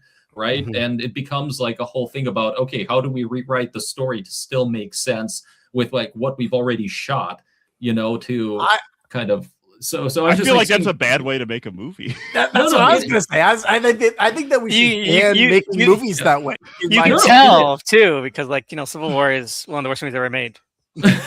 No, it is definitely, but I'm just saying like, okay, that's really how a lot of the franchise films work. It's like, okay, we wanted to have like Jean Grey and Scott Summers in this film, but the actors could only be like on set for 1 day or something, or maybe, I mean, I'm just like, I mean, a lot of these things really are just so malleable, and they're always built around actor availability. So I think like, yeah, but like the moment they got the license, they just wanted to, okay, let's like just like introduce him immediately as soon as we can. What's the next movie like in the pipeline? It's like Civil War, and they were talking about that with Sony, I think, even before the hack happened. Like that was, I think, even while they were making Amazing Spider-Man 2, there was like that question of, can we get him to appear in Civil War? What would this mean? Can we set up Sinister Six with that? Like it was a whole just like a lot of like juggling like right there. And once they, and I would say all things considered, despite the fast turnaround, well, it was kind of, all things considered, it did prove to be like a success, at least with that, with their casting of Holland. Holland, my point is like the turnaround and the success of it is less a success of storytelling and more a success of capitalist gains. You know what I mean? Yes. Like the celebration of this character and all of the subsequent films are good enough, right, to fit within the framework of this kind of version of storytelling, rather than like a genuinely good character that you would actually want to watch on your own. Like that's my central problem with all these movies, and it's really apparent, especially in the second one for me. Well, no, I completely agree. Yeah. No, I agree as well. I'm just like, I feel that, I understand. I mean, the very fact, right? These are anti-art. These are anti-art movies. I don't disagree. Yeah. Well, look, I mean, here's the question. Can any movie in Hollywood really be considered pro-art, or can be considered art because yes, when it's trap made... exists. Trap exists. Disclosure Day just happened. I'd point it to that one. No, they're great movies. Minions and Monsters. But the thing is, no, they're great movies, but still, they're made within the culture industry, financed by huge corporations that have lots of Sing too. tie-ins and everything. Southland Tales, Walker. I think Southland was more of an indie film, wasn't it? Though? Oh, was it? Okay. Yeah, it's actually, but like to get to your The Box, ethical consumption of a capitalist. You're right. Also, The Box was a studio film, but like when it comes to what you're saying there, I do totally get that, right? But at the same time, it's like I feel like it's more of like a culture around the filmmaking process thing rather than like where the money comes from sometimes, and I say that in the sense that like the MCU movies are a conveyor belt like that, like no one's going to disagree with that. And the flip side of that is at least somebody trying with their identity, right? And there's a chance that somebody's going to at least be more ethical in their approach, right? And I'd rather if I'm going to support any of those two options, I'd go with the latter than the former. I agree. Oh, okay. No, I mean, I get it. I just, I'm just like always into the debates about like art, commerce, all of that stuff. I will say that just, from a qualitative standpoint, certainly I would rank all the, like the Raimi trilogy and even the Garfield duology as more, artistically like elevated, if you will. Like there's swings. They have distinct identities. This trilogy's identity is that it doesn't have one. That's why they're worse movies ultimately. Like I said before, and I said last time we were on, and I said before we started recording, we should be on Amazing Spider-Man 6 or 7 at this point. I'm sorry, we would be way better off, I think, if that was the case. Yeah, and if those movies were separate completely from MCU, because I feel like this whole exercise is showing us, like, yes, is there a way they could have brought him into the larger universe and still kept the integrity of the character without it having been too corporated? Sure, probably, but like, why does he need to be there at all? Like other than like the business arrangement and like the fans want to see everyone run at each other on a battlefield, right? So, Doug, with that, I would like to, if you'll all allow me, I would like to go on a bit of a spiel about what this movie was really leading into. Because, we're on No Way Home at this point, right? No one gives a shit about the story because it doesn't have one, right? Well, kind of, but like, but imagine like that. This Far From Home was originally going to be the last MCU set Spider Holland film.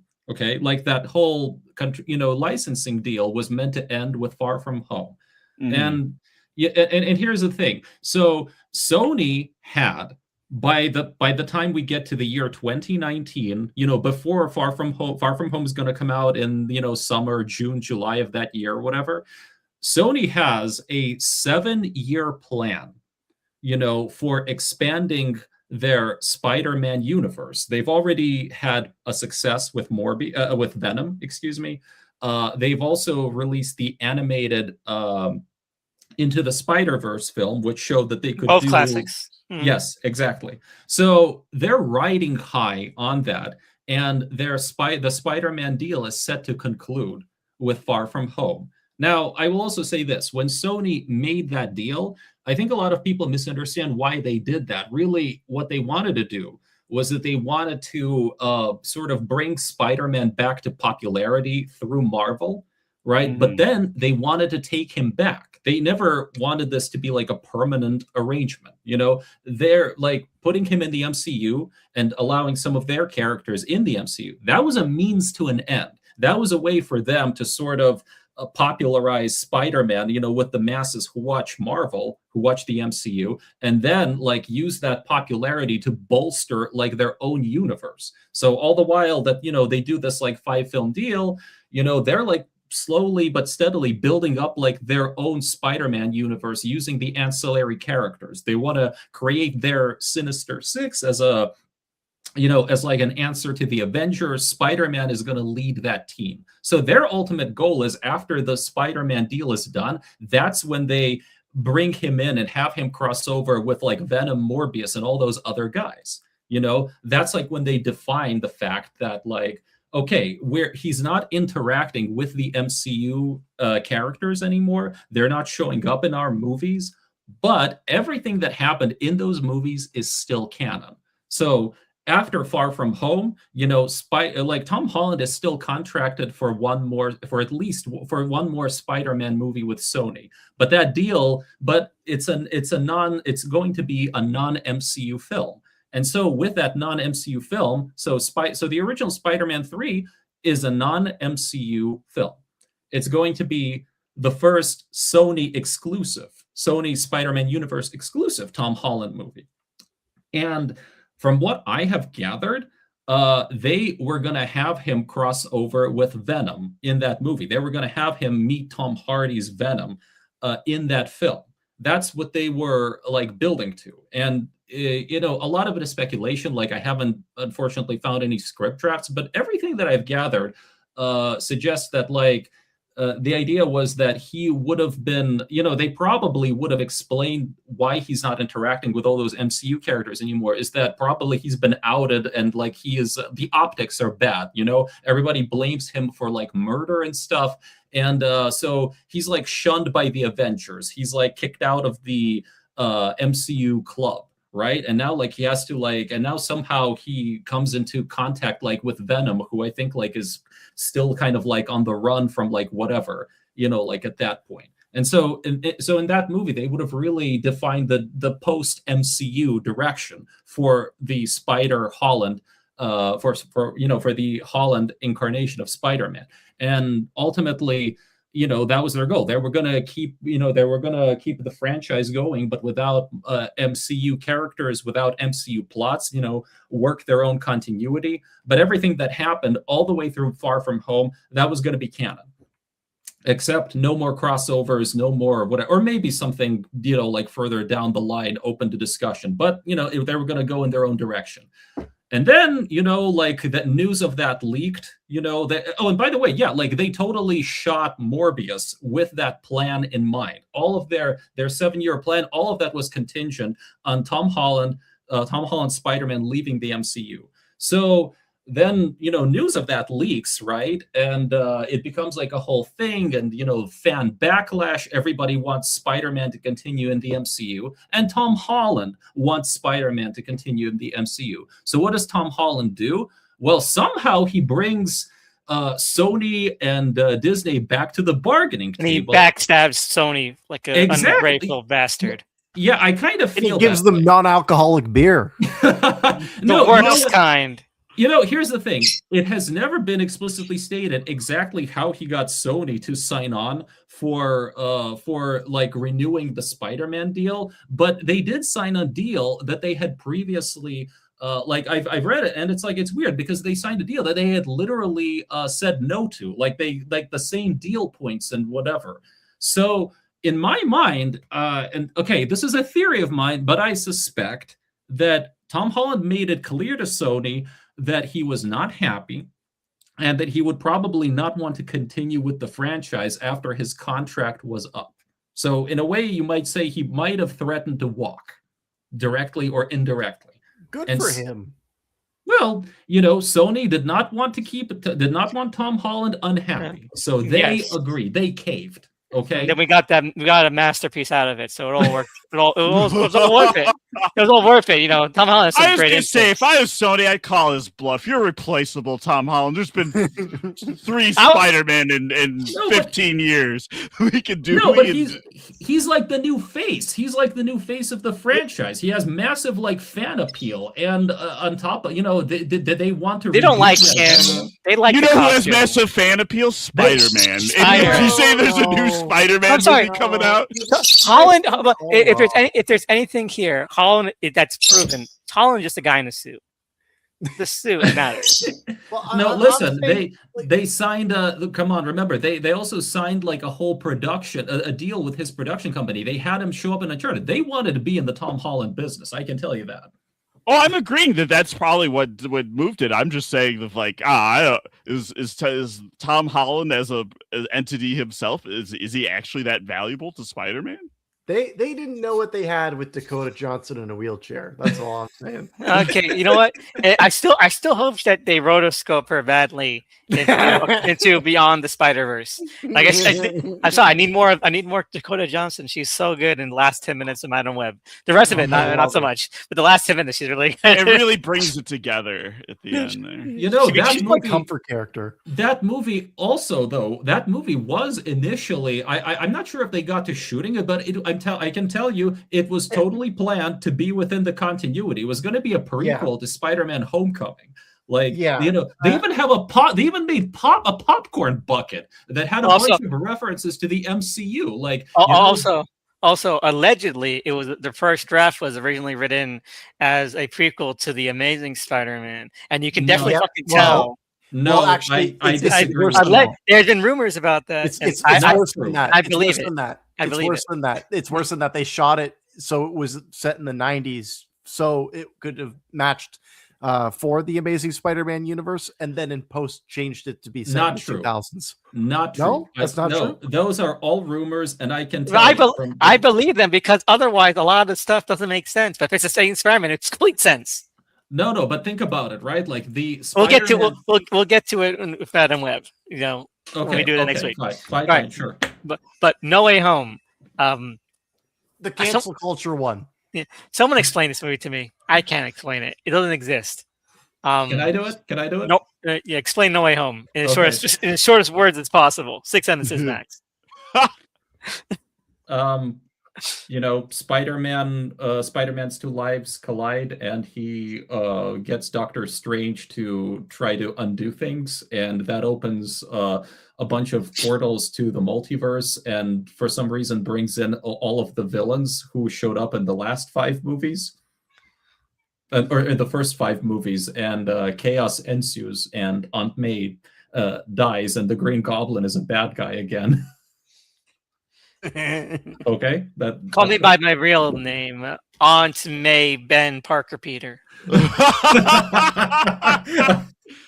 Another more evidence that Ben just divorced May. Her plot is not next. There's no like other grave. You think there'd be a joint plot with Ben already there, and she's buried next to him. It's just her. So either.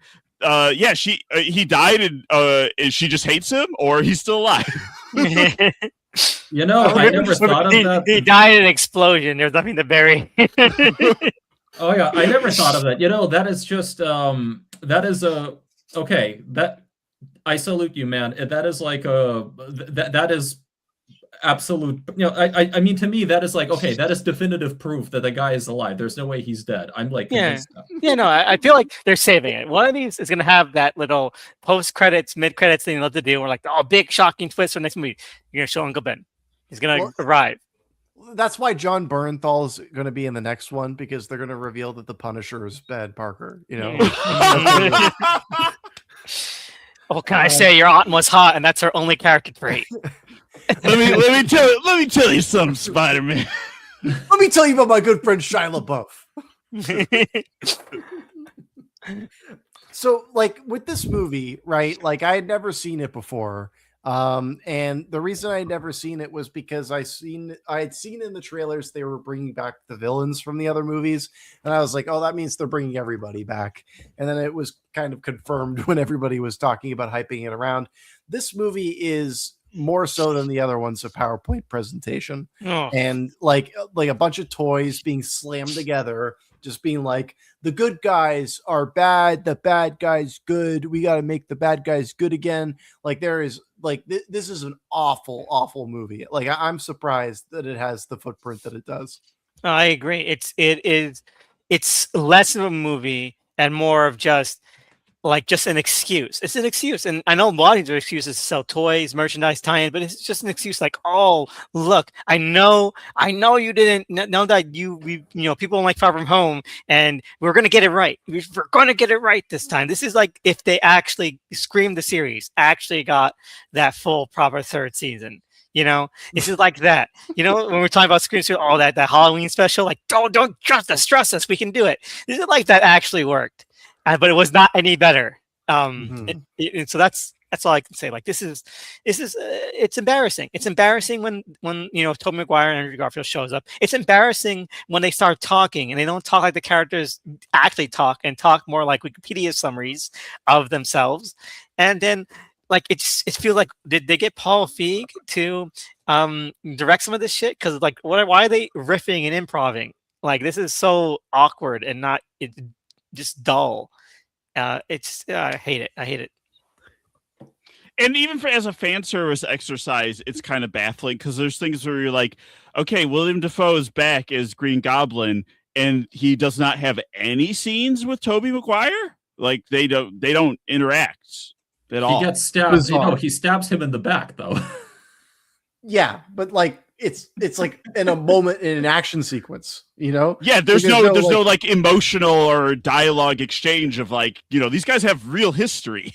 No, but look, no, okay. See, I would disagree with that, because remember what happens. Like Holland Peter tries to use the Goblin's glider to just like kill him definitively, and suddenly Maguire jumps in front of him and stops him, and he doesn't say anything. But I think like at least, and again, look, this is a you're filling in the gaps too much for laziness.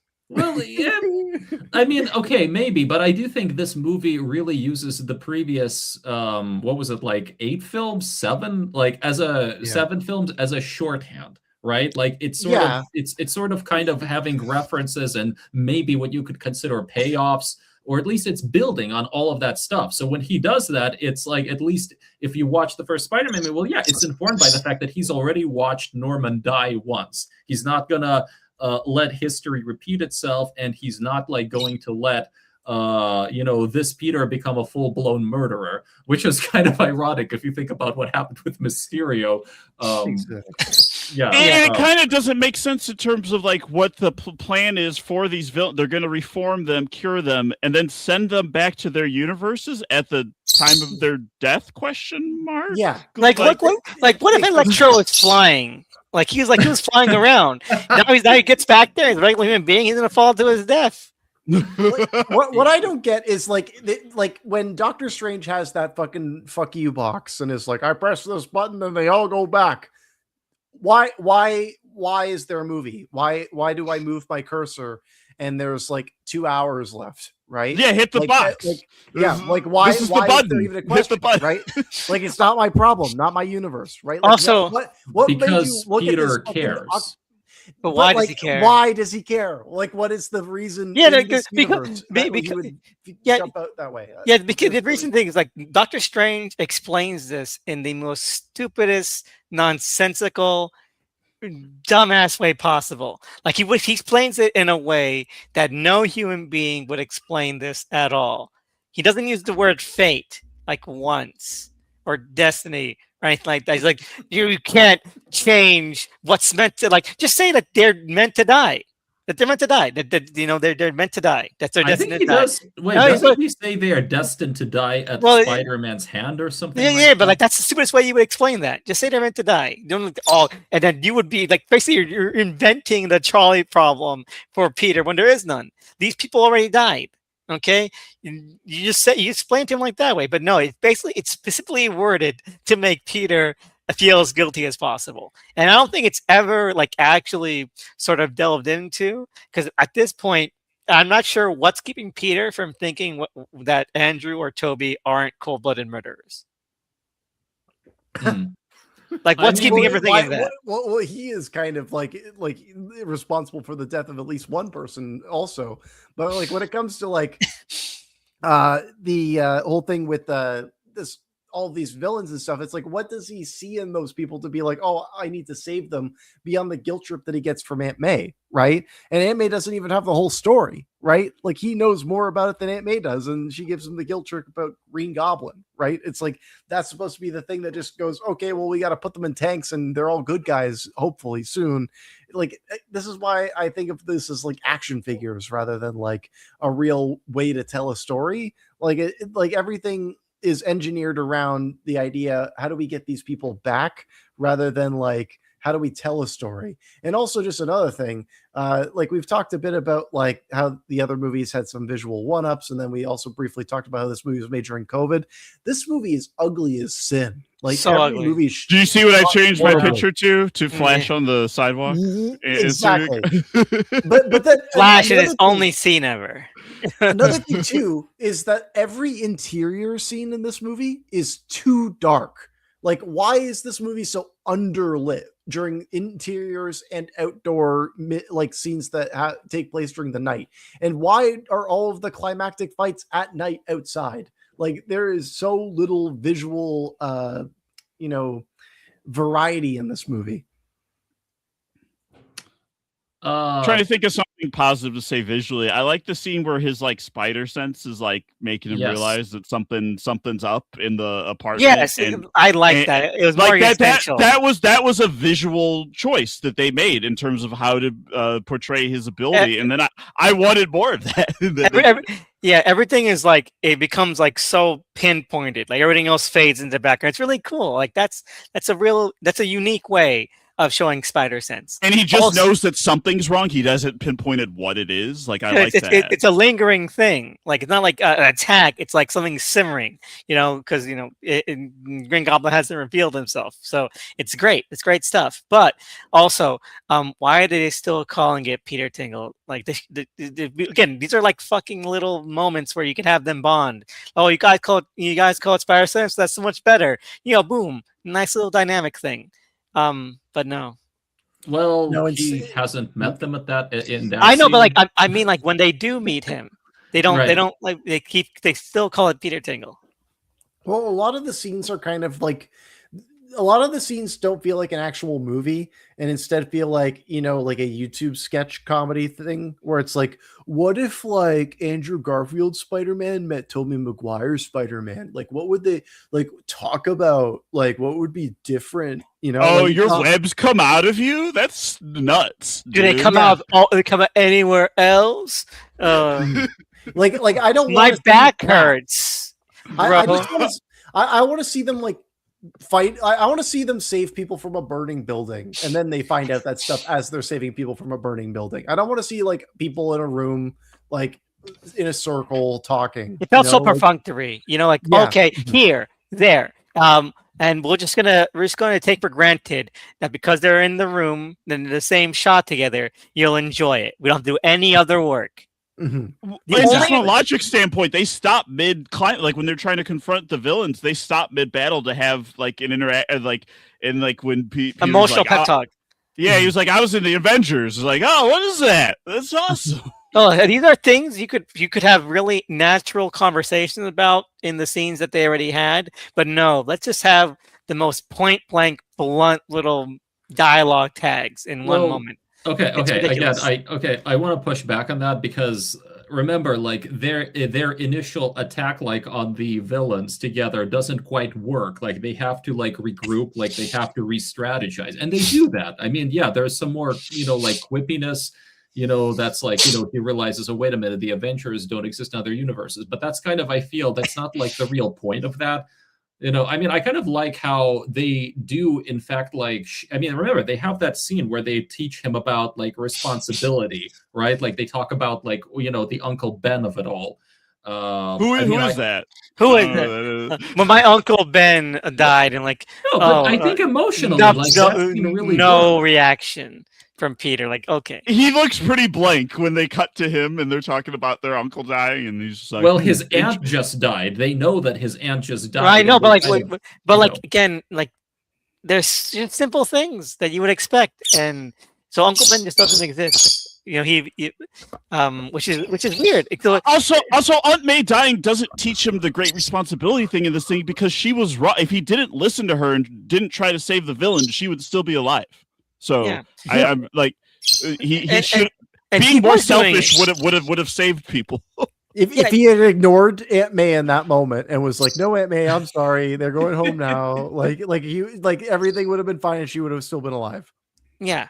I mean, look, can we just talk about the spell for a second? Because I remember it was so funny. That spell is people- nonsensical. Yeah, I know It you're is gonna say. nonsensical. Yeah, it's just an excuse. I mean, people were like, "Oh, like, well, this movie doesn't correspond with the way Doctor Strange spell." I'm like, "Well, did you actually watch Oh, like No Way Home?" We're, talking. I mean, we're, it's like, talking we're talking about Morbius now. For again, well, not just Morbius, but I Wait, mean, like wait. Electro's whole thing about like, doesn't make sense. He didn't know that Peter Parker was Spider-Man and vice versa. Venom coming here doesn't make any sense either. no one knew that no one knew that Norman Osborn was the Green Goblin either. So how the fuck does Dr. Octopus know? Yes, I exactly. hadn't thought of They've that. all seen the movies. That's what their like energy is. It's like we've seen the Raimi trilogy and maybe Spider-Man. They've also sat down and watched those movies. That's how they're acting. And it's like, okay, we get it. You've seen these movies, and so we're gonna use these as shorthand, Yeah, right? We mentioned, but that's not. These aren't these are characters. They're not just like there to just repeat the things that happen. It's such a letdown. No, I kind well, of want look. to talk. Sorry, go ahead. Go ahead. No, but I just wanted to say also there are a lot of questions raised by the spell itself because presumably it took all of these people. Some of them are from the same universe, but from different points in time. So it's not just multiverse travel; it's also like time travel at the same time. Then when they bring in like Maguire and Garfield, it's like it feels like, well, wait a minute, these two have aged. They come from the present.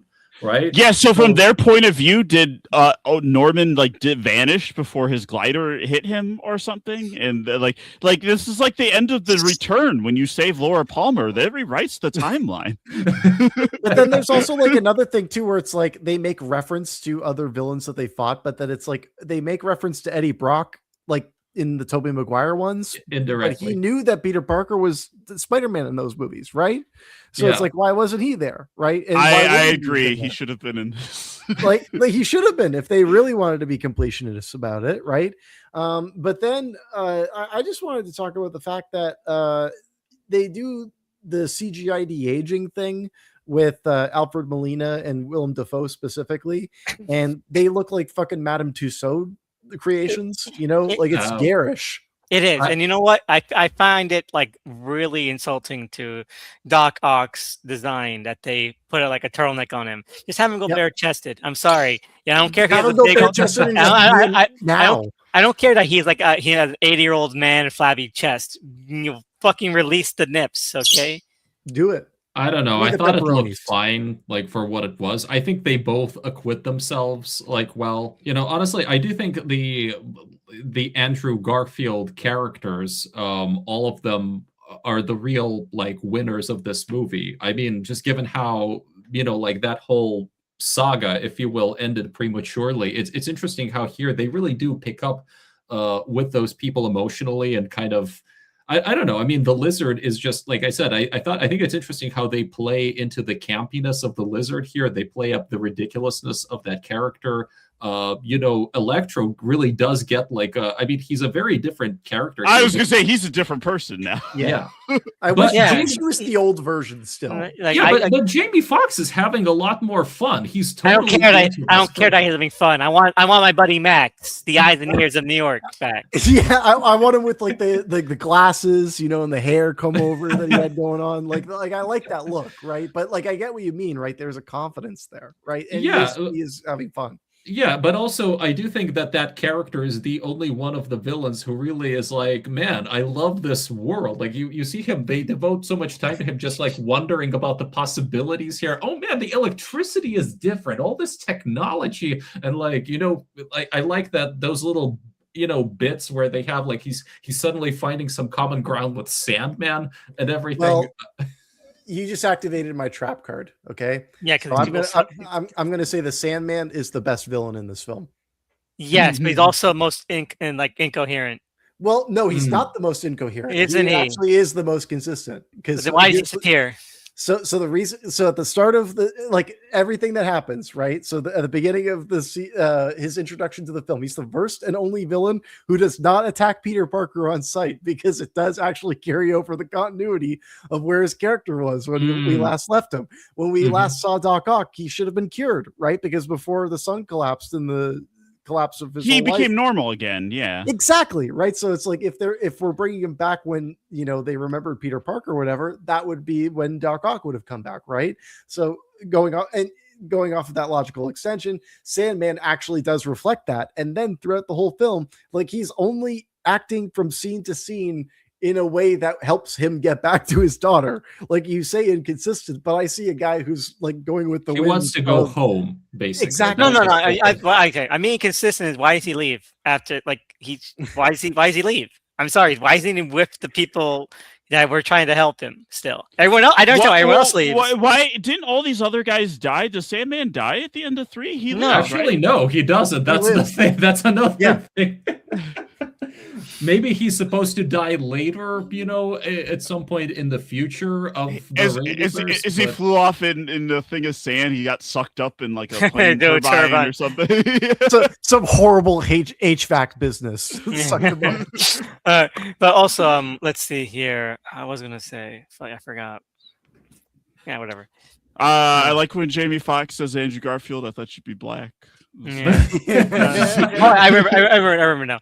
It's disgusting to me that the MCU New Yorkers would approve of desecrating late delivery like that. Yeah, that was talk about fascism, right? Like if the other stuff didn't feel fascist, that felt really fascist to me. Yeah, just fucking. It was really tossed away too. Of like, yeah, there's like some construction going on. Like it's fine, whatever. Like they have to explain why it looks like that.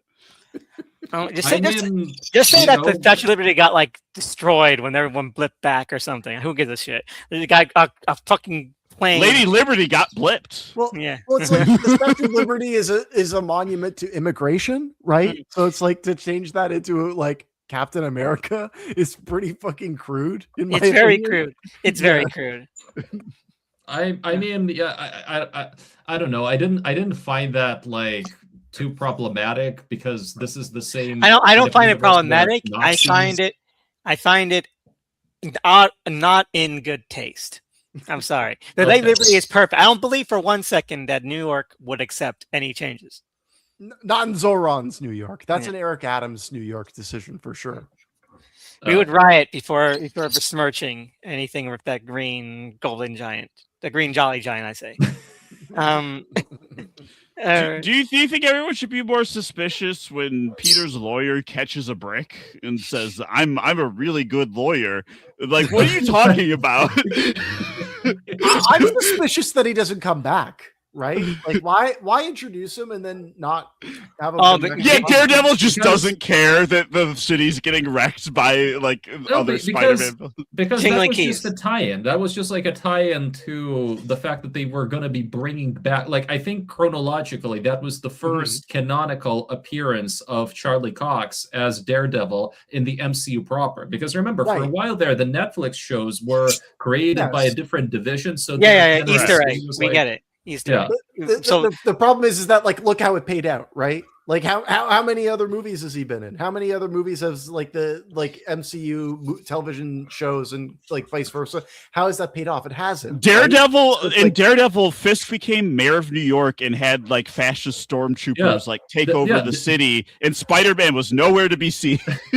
Right? There's no cross-pollination there. It's all one way. So it's like if they're going to introduce the TV stuff in this movie, like it doesn't matter. Have him be there, you know? Because it really doesn't matter. Like Daredevil, it doesn't matter. He doesn't matter, and none of this movie matters. Tobey Maguire doesn't matter. Andrew Garfield doesn't matter. I forgot we didn't even talk about Doctor Strange at all because he doesn't matter.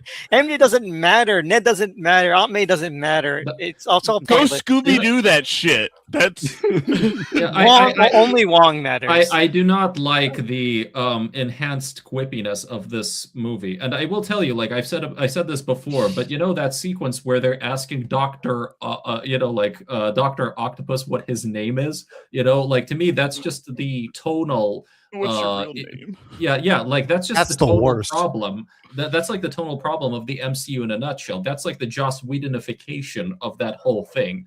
Because it's like they can't play it straight that a guy is named Otto Octavius, right? They have to make fun of it. Well, it's like insecure of the inherent goofiness of the source material when it's like that's part of the charm is that shit. So it's like, why are you acting like why are you acting ashamed that you have a guy named Otto Octavius whose name is Doc Ock? That's cool. You're in a guy named Doctor Strange's fucking basement, man. Like, what are we doing here? Well, you're also just you're talking about the main problem with like making these MC movies in general, where it's like these people aren't interested in like an imagination or an imaginative like take on these characters. They want them to fill in like check boxes on like what they expect from them, right? So it's like that's where these incongruities exist, where it's like, yeah, sure, it makes no sense from an emotional perspective, but like from like what a nerd on their couch at home is like hoping to see, it matches like their perspective, which just inherently makes these movies less interesting. And then also another thing, it's like with all these returning characters, like Alfred Molina is so good, Willem Dafoe is so good, Jamie Foxx is so good, Thomas Hayden Church is so good, but they have nothing to do. Like none of them have any interesting new edge to their characters. You have Thomas Hayden Church even there. He's totally dubbed. He's totally dubbed only, and then they use repeat footage from Spider-Man 3 when he's cured. It is lazy. It's lazy. No, I listen. I get what you're saying, but again, I think that was one of those sort of production limitations. Yeah, but it doesn't matter. Production limitations. But if the production limitations matter that much, then don't do it. Don't do it.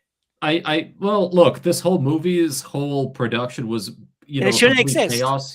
I mean, no, really, they were like just. Yes, I know, and it shouldn't exist. That's the thing. No. It shouldn't exist. I get it. Yeah, it's production chaos, but the movie, you know what? Should have canceled it. Well, we say that, right? But like, we say that this movie shouldn't exist, but like it made $2 billion or whatever, right? We're the ones in the minority with that opinion, right? So it's like people clearly don't care. Another cash drain from the lower classes. Well, look. I would have preferred, ideally, with the benefit of hindsight, that they simply executed the original plan that they had. Okay, they had to change the plan because some people forced their hand.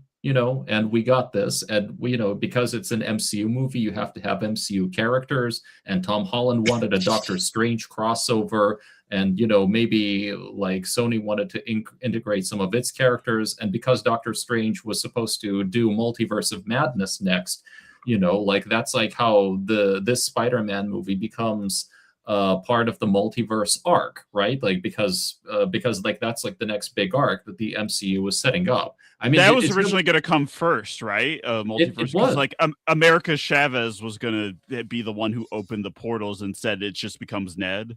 Yeah, that's the story. They had to swap her out because like the movie's release dates got like pushed around and everything. I think because they were originally going to do Doctor Strange 2 with the director of Black Phone, Scott Derrickson, right? And I think like he departed that, so they rebooted it off. Yeah, they rebooted it with Mike Waldron and Sam Raimi, and I will say Multiverse of Madness is one of the best MCU movies of this whole Phase 4. It's a lot of fun. It's like visually got some inventive stuff going. I mean, just if you just turn off the volume and like look at it, it's fun to look at, which I can say more. It's doing things, at least I'll give it that, and also it's trying to tell a story. I will say, like, I think the first Doctor Strange is one of the worst ever made. I do think so. And much my best, hey, it's fine. It works. I'm glad it's Ned though. Like, why we don't need any more ancillary characters that don't matter, and Ned at least exists. Yeah, I'm not saying it's better if it's another character, but it's just weird that he can suddenly do magic, and then that's not like I assume that's not going to be followed through on Brand New Day, because his memory's been wiped. So we're not going to follow up of like, hey, does Ned have magic powers or something? It's like it's just a one-time thing, and then no more. Well, he had the sling ring. Anybody can, like move their hand around in a circle and like manipulate the mystic arts when you have the sling ring. You know what I'm saying? Yeah, but his grandma said that he had a touch of magic or something. I don't know. Oh God, they did that? Jesus, I forgot about that part. I'm Team Ned. I say let Ned have superpowers. I give him a jetpack. I say make the Hobgoblin movie, because I think that make him a villain. Yeah, he's charismatic enough that I think that a low budget Hobgoblin movie would be just up Sony's alley. And it's just do it. I would watch it. And he's Anyway. like buff now, isn't he? Like he's kind of like he's trimmed down. I wouldn't say he's buff. He's nice. It's fun. I think he definitely has enough to go on. But No Way Home. Anything Can else? we talk about like how Zendaya and Tom Holland have even less chemistry in this movie? Oh my god! Because you know what? It's like they got the perfect balance of how they use her, or at least how they start using her, a good starting point to jump off from. And then here, No Way Home, let's just fucking drag it back. Let's make sure to have almost no scenes together. Let's make sure that almost never any in the same room.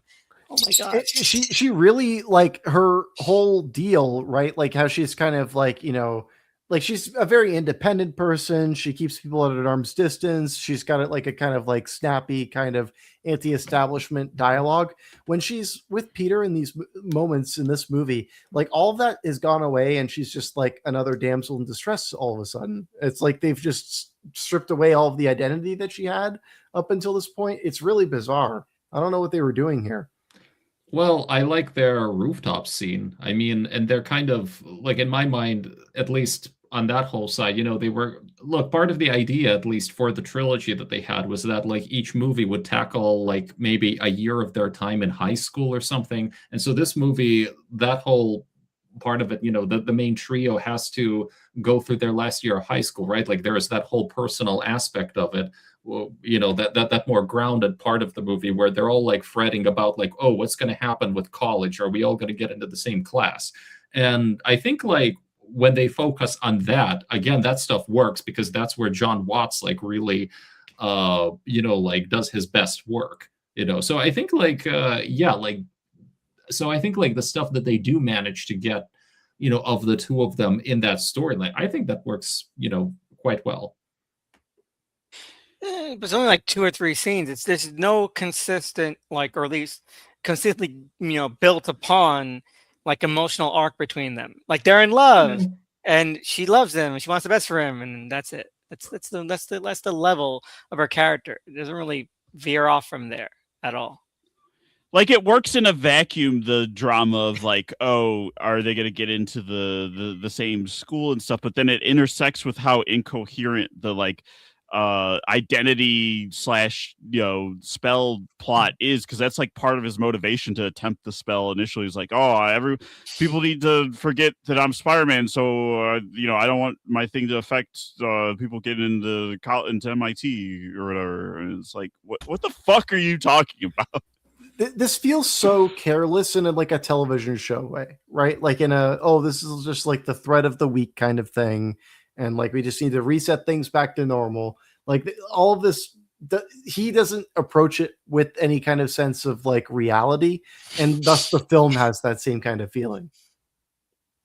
100%. It does. Like it just feels like such an excuse. All movies are built on excuses, you know.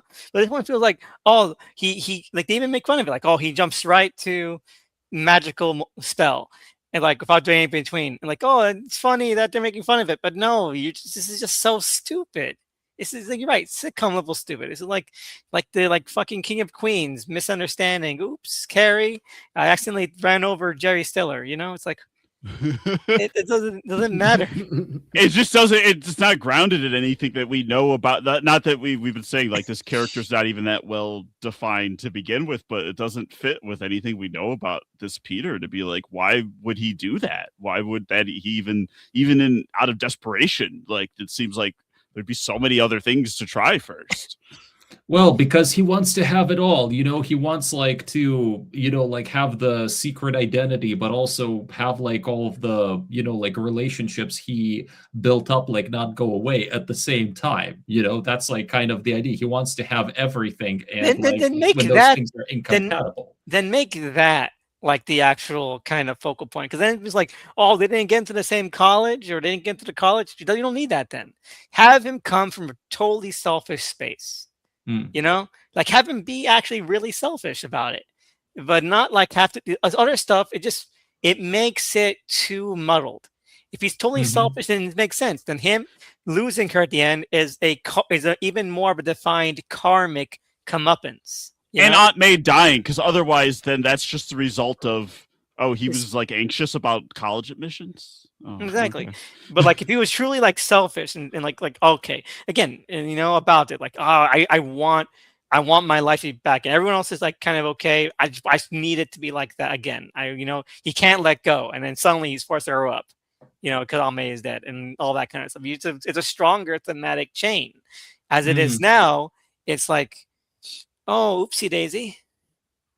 No, I mean that's totally true. If you think about all that this movie is doing, it's kind of a mess. But I would, Oh, yeah, no, for sure. But I think like they manage to like they do manage to make it hold together as well as they can. It's all about like a magic trick. I think they just pull it off well enough that like for the most part, unless you're really really trying, you're not going to be like, all of those scenes don't distract, like I think, like on a moment to moment basis, like what this movie like is doing. Like I think it really is like, it's entertaining, it's action packed, and it has like the benefit of indeed like putting together like all of, it is like a sequel to all those other movies.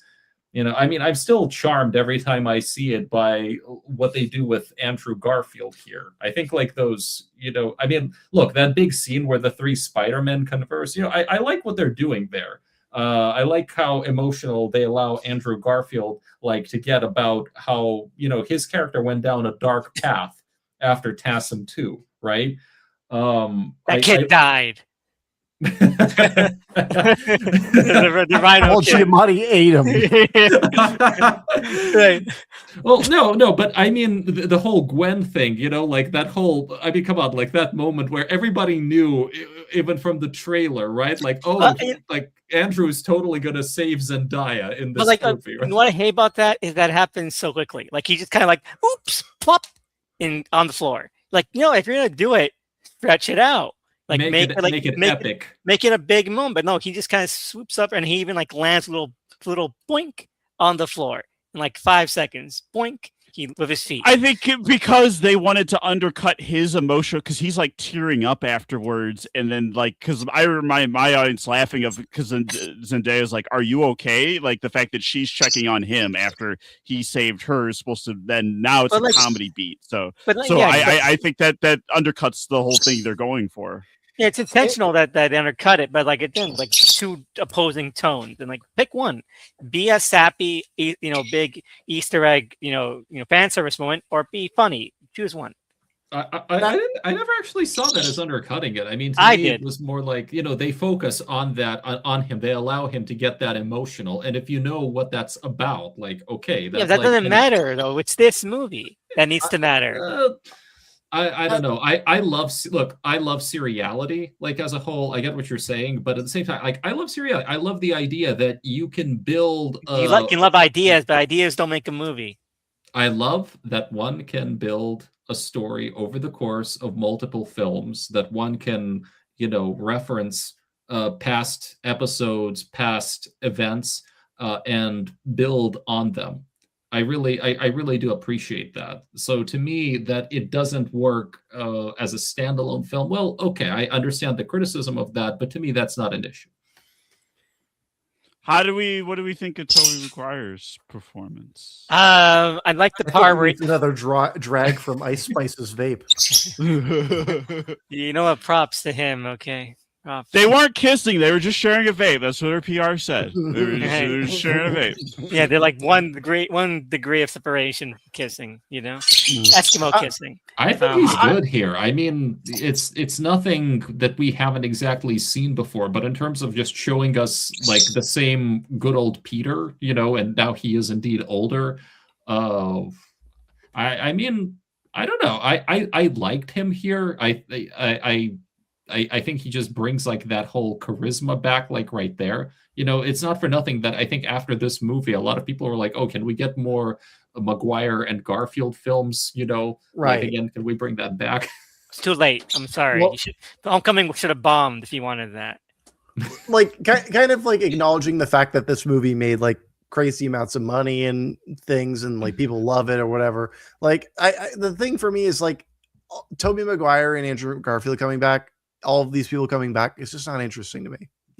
Like, even though like their stories were cut short technically by, just kind of ending suddenly. I don't have any kind of, desire to see more. They were done. They were in the past, and I was okay with that. Right. And the fact that they're forced back into the spotlight like this, and like, yeah, sure, they're given these cute little moments, and like they kind of feel a little fan fictiony on their face in a sense, but like to kind of just be like, no, it's okay. Me and Mary Jane, we're working it out. It's all good. It's cute. It's fine, whatever. But it's like I didn't need It's that, hollow. It's hollow. Exactly. It's hollow. Like it's there because it needs to be there because he needs to be there, rather than like there's a good reason for him to be there. Like I don't need to know that, because like even with how dour and kind of bittersweet it is, the fact part 3 ends with that implication that maybe there's a way back. It's a perfect ending accidentally for the trilogy. Like they didn't plan that to be the final note we see of them, but it is a perfect final note to leave that it's a mature note. on. It's a surprisingly mature note. So yeah, you don't really need anything else. You don't really need anything more. And it's, again, everything they say, it doesn't matter what they're saying, but the way they say it is just so stilted and awkward and forced, and like, do you remember, etc. It's just noise to the ears, man. It really is. So I hate them all. They all suck in this one. Yeah, but how would you feel if Maguire's villains came back in Doomsday and they fought Magneto? Because that's a rumor that's going to happen. And then and then the Earth is going to explode. So good. I'm excited. You're excited for Doomsday? Yeah, I can't wait. I heard that Pee Wee Herman's going to come back. Nice. AI Pee Wee Herman. The spleen is canon. It's funny. Somebody, I think, already did a like one of those mock things after the Odyssey, something like Clytemnestra and somebody will return in Avengers Doomsday. That was hilarious.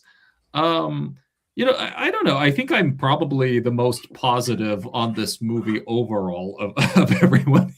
Sure. I think this movie needs to be damned to hell. So any of them who's saying more than that is like, yeah, no. When I saw it in theaters, I was just happy to be in a theater surrounded by people who were maybe going to get me sick again, because I don't think the vaccine had even come out yet. So we were all crammed into. It was like a packed theater. There were no empty seats, and we, So you saw it with Patriots. Most of us were not wearing masks. It's hard to glean anything from this, just like, because it just exists to remind you of when Spider-Man movies were good, and they make you a promise that they're gonna be good again soon. Yeah, and that's it. That's the whole. He makes the costume at the end. Which is ugly as fuck costume. Yeah, I'm not impressed by it. That blue is too blue. I'm sorry. You're like, oh, this is perfect costume. Like, that blue is too blue. It looks ugly. Well, costume aside, I want to talk about something that I actually genuinely like about this film, about what this film does. And that is the fact that it brings to the forefront the whole thing about whether or not Spider-Man should kill. Okay? No, but really, like, remember, that was always like that's always a thing that I noticed. Is it? Like all of the villains in the Raimi trilogy die, right? Okay. But remember, Spider-Man is never directly responsible for it, right? I think Electro maybe died. I think there was maybe some ambiguity there, but and again, the movie doesn't tackle that at all, right? Like, so here we have a movie where they really bring into the center of attention this notion, like, is Spider-Man a killer? Should villains? He's not. Right. Like, exactly. That's the idea. Here's what I'm getting at. That's one reason, arguably, that's arguably one way that they justify bringing back like all of these people. It's about like this notion, so flimsy. Do these villains deserve to die? Should Spider-Man kill them, or should he let them die? But he didn't. He didn't kill them though. He didn't kill them though. So Sorry, Tony, go ahead. like the only, like I get what you're getting at there, right? Like, yes, there is this idea of like, well, should we, like, the trolley problem was invoked earlier, right? Like, Yeah. you see them on the track, do you let them die or not, right? Like, I get like that's like inherently to some degree an interesting quagmire, right? My issue is that the only reason that this quagmire is being brought up in the first place is because of like a studio trying to milk like a franchise for as much as it's worth, right? So it's like, yes, it's like we have this opportunity to add this depth here, but like, to what end is it, right? And it's like, when I think about it from that like extrapolated viewpoint, it makes it harder for me to engage on it from a fictional standpoint, which is unfair on some extent, I'm sure. But I think that the film itself is not doing enough work to create a level of extraction to where it could sell that for me, you know? No, I agree. You know what would have been more interesting is if instead, like they already alluded to it with J.K. Simmons playing, J. Jonah Jameson again, right? Why not just have these actors play the MCU versions of these characters, and then you could also, for some reason, find some other bullshit reason to have Andrew and Toby again, and then something like, oh shit, he has to fight all these other kind of guys. We got to help him to take them on, using our previous knowledge about them. And that's it, and this other thing, it doesn't matter. It's not really that interesting. It's very flimsy. And the answer is that he kills his aunt. I'm sorry. The trolley problem is that you come across somewhere where you can make the decision to have it switch to a different track. Peter either makes no decision, and he doesn't have to make a decision. He can either make no decision. That's something's already happening. Or he made the decision to switch over and kill the other person. He makes the decision to switch over and kill the other person. Yeah. He kills Aunt May. Sorry, this movie is the trolley problem. He kills his aunt, and great. That's the message at the end of it. Mm-hmm. In service of possibly helping these people turn good, and in some cases it works, in some cases it doesn't. And helping them turn good so they can go back to their universe. And the lesson is never try. And also, it does need to be underlined as well that like the way that these people turn good is never like, let's sit down and have a conversation, right? Everybody has it's a vaccine for evil. Is developed. Exactly. I have to put a chip in your brain that makes you a good guy. I mean, Norman Osborn wasn't a good guy to begin with. He was a capitalist. Exactly. Yeah, before he went insane with the serum, he was a bad person. He's a deadbeat dad. Well, I don't know. He was doing an experiment on human beings. I don't know. He wasn't like a homicidal murderer, and I think it's interesting how he worked for the U.S. government. Sure, but still, I mean, so did Tony Stark. Yes, and he's dead now. Also deserved to die. Exactly, and he's dead now. But I find it interesting how this incarnation of Norman Osborn, I mean, they really create a clear line here between him and the Goblin. I think it's interesting because like in the first Spider-Man movie, it seemed initially like the Goblin was a separate personality, and then gradually over the course of the movie, they basically became they like reintegrated into a whole like self or something. Like Norman seemed to have embraced that part of him.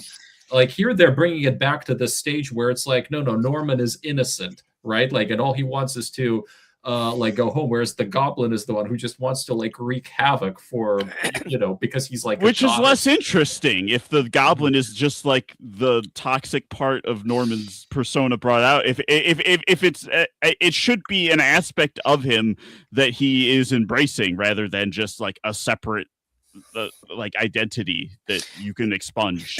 Exactly. They do a Jekyll and Hyde thing so they can have Willem Dafoe be a second banana in this movie. But even it's good. But the problem is like it's all in service of just getting to those beats that we know we want to hear from him. Yeah, but even Jekyll and Hyde, Jekyll was an asshole too, and also deserved to die. Yeah, you're right. You're right. Exactly. So, I just can't think of anything else to say about this, other than I could forgive everything if. At the end, if you're watching this, when MJ is like, promise me you'll find me, Fear, promise me, and he's like, I promise, and at the end he doesn't do it. They should have said is like, the broken promises are the best kind to make. Okay, that should have been the last line in like 10 out of 10 movie. Honestly, I think that like if like I've kind of run out of gas of things to say about this movie as well. But like if we are going to discuss anything as well, I do think that ending is a great example of how everything doesn't work, because I feel nothing when everybody's forgotten who he is. Like I don't buy that how does he life change? earned that. Exactly right. Him I don't know turning down MJ at the end of the first Raimi movie, that's monumental. Like that's such a mic drop moment and then the narration kicks in where he's being like, yeah, who am I? I'm Spider-Man. And I'm like, fuck, damn, that's crazy. He's got to sacrifice so much to be a hero. Whereas this, it just seems like you were an idiot and people died, and now this is what you had to land on. Like it doesn't feel like that this is like an acceptance of responsibility. Also, like she wants you to like give her back her memories. Those are like her last words to you. I mean, you're kind of like severancing her right now. He roofied everyone and then restore her memory. I want the comic book people to seriously explain to me, how is this better than the like whole Satan's pack? Exactly. It's not really. Then the what? Selling his marriage to Mephisto, like that. This is the same to me. This is the same to me. Yeah, no, it's definitely the same. Because in fact, this might be even more evil, because she literally said, "Don't do this." And he's like, "Don't worry, I'll fix it." And he does like, "I'm not going to fix it." He gets a little he gets anxiety when he goes to see her and he decides not to do it. No, but isn't the idea though that he's afraid of like that's not his decision to make? Like, of like getting people killed again and stuff like that. That's not his decision to make. Okay, it's not his decision to make. He's still a bad hero by the end of this trilogy. That's the strange thing. It took him like 5 swings to get across one block. Also, how does just the logistics of the way? Maybe I'm getting too granular here, but like everyone who knew that, they forget that Peter Parker was Spider-Man. But does Peter Parker still like? Does he not have a social anymore? Like, is Peter Parker erased from like photographs that people have of him in their yearbook? Well, to answer your question, yes, he's a sovereign citizen. No. Okay, so listen, they did do scene, right? I think they did do the slightly extended cut, which was like the more fun stuff version, where I think you literally see a montage of him disappearing from photographs, like fading out, phasing out of Back to the Future style. Yeah. So the idea is that as far as everybody else is concerned, he doesn't exist. Which is so also stupid. Well, but okay, but that was also a thing. So he doesn't have to pay taxes. Hell yeah! I wanted to get for that giant fucking apartment. Because look, I mean, that was a means, right? Like of some way of basically like resetting like his whole like continuity, like in a way. So, when it starts up again, if it does, because remember, there was again some uncertainty, blah, blah, blah. Like maybe he's not going to come back or whatever. Tom Holland wanted to take a break, maybe didn't want to play Spider-Man when he's 30 or over or whatever. But the idea was that maybe it was like a way out, and also a way to keep I don't know, like clean up the continuity. So it's like nobody in the MCU would necessarily going forward would be forced to reference him, because he's like unknown again. He's like, nobody knows, like Spider-Man exists, but like nobody remembers like who he is or whatever, Yeah. It's like, it's a way of resetting things, right? Like, I mean, you want to like kind of wipe the continuity clean. I'm so glad that we're wiping continuity after 3 movies again. It feels like old times, man. Yeah, without recasting, we're still gonna keep them, but we're still gonna like leave it. We're starting from scratch, but I don't know. Yeah, I get the whole wiping of continuity thing to kind of like bring it back to basics, but then the problem is like we never actually ever had true basics, so it just feels really strange. Right? And then we now know in the future from when this movie came out, we're living in the future right now, the present. That brand new day is not back to basics. It's the same old fucking shit. Like there's gonna be Stark Tech and shit in it. Oh my god! And we have multiple MCU cameos, and we have a big convoluted plot and large stakes. Introducing X-Men. I don't think there will be any Stark AI though. It felt kind of weird to me how they keep bringing up like these new AIs for him to interact with, only for it to be gone by the beginning of the next movie. So hopefully they'll just steer clear of that now. Stark AI is gone now. They've got Claude. Also, I heard that Zoran Mamdani is going to be in the next one. Who do you think he's playing? I think he's going to be Professor X. I think he is Silvermane. I don't know. I was trying to think of who I could pull. All right. All right. So, anything else about this one at all? I want to call my shot before we do Brand New Day. The actual main villain, because there's so many people they've said in it. None of them seem to be like the person. Yeah, It's gonna be Tombstone. That would be fun. That would be fun. I'll make my shot too. I think the villain's going to be Spider-Man himself. He's going to fight his own demons. All right, I'll call my shot. Okay, it's called Brand New Day. All of these movies have had very on the nose end credits needle drops, right? So, Right. and then something that that Tom Holland said in an interview, it's like the Brand New Day is actually what happens at the very end of the movie. It's the very final scene. Oh You know, God. right? So I'm gonna say that, let's see here, that the end musical end credits needle drop is gonna be "This Is the Day" by the. Oh, you think they're going to The- steal it from fucking Guardians 3? They're Yeah. just going to do it again? Yes, and then they're gonna do that. This is the day. And then they're gonna do it. Okay, it's brand new day. Today, your This life is will the day. your life will surely change. Get it? If it means the lyrics of the movie.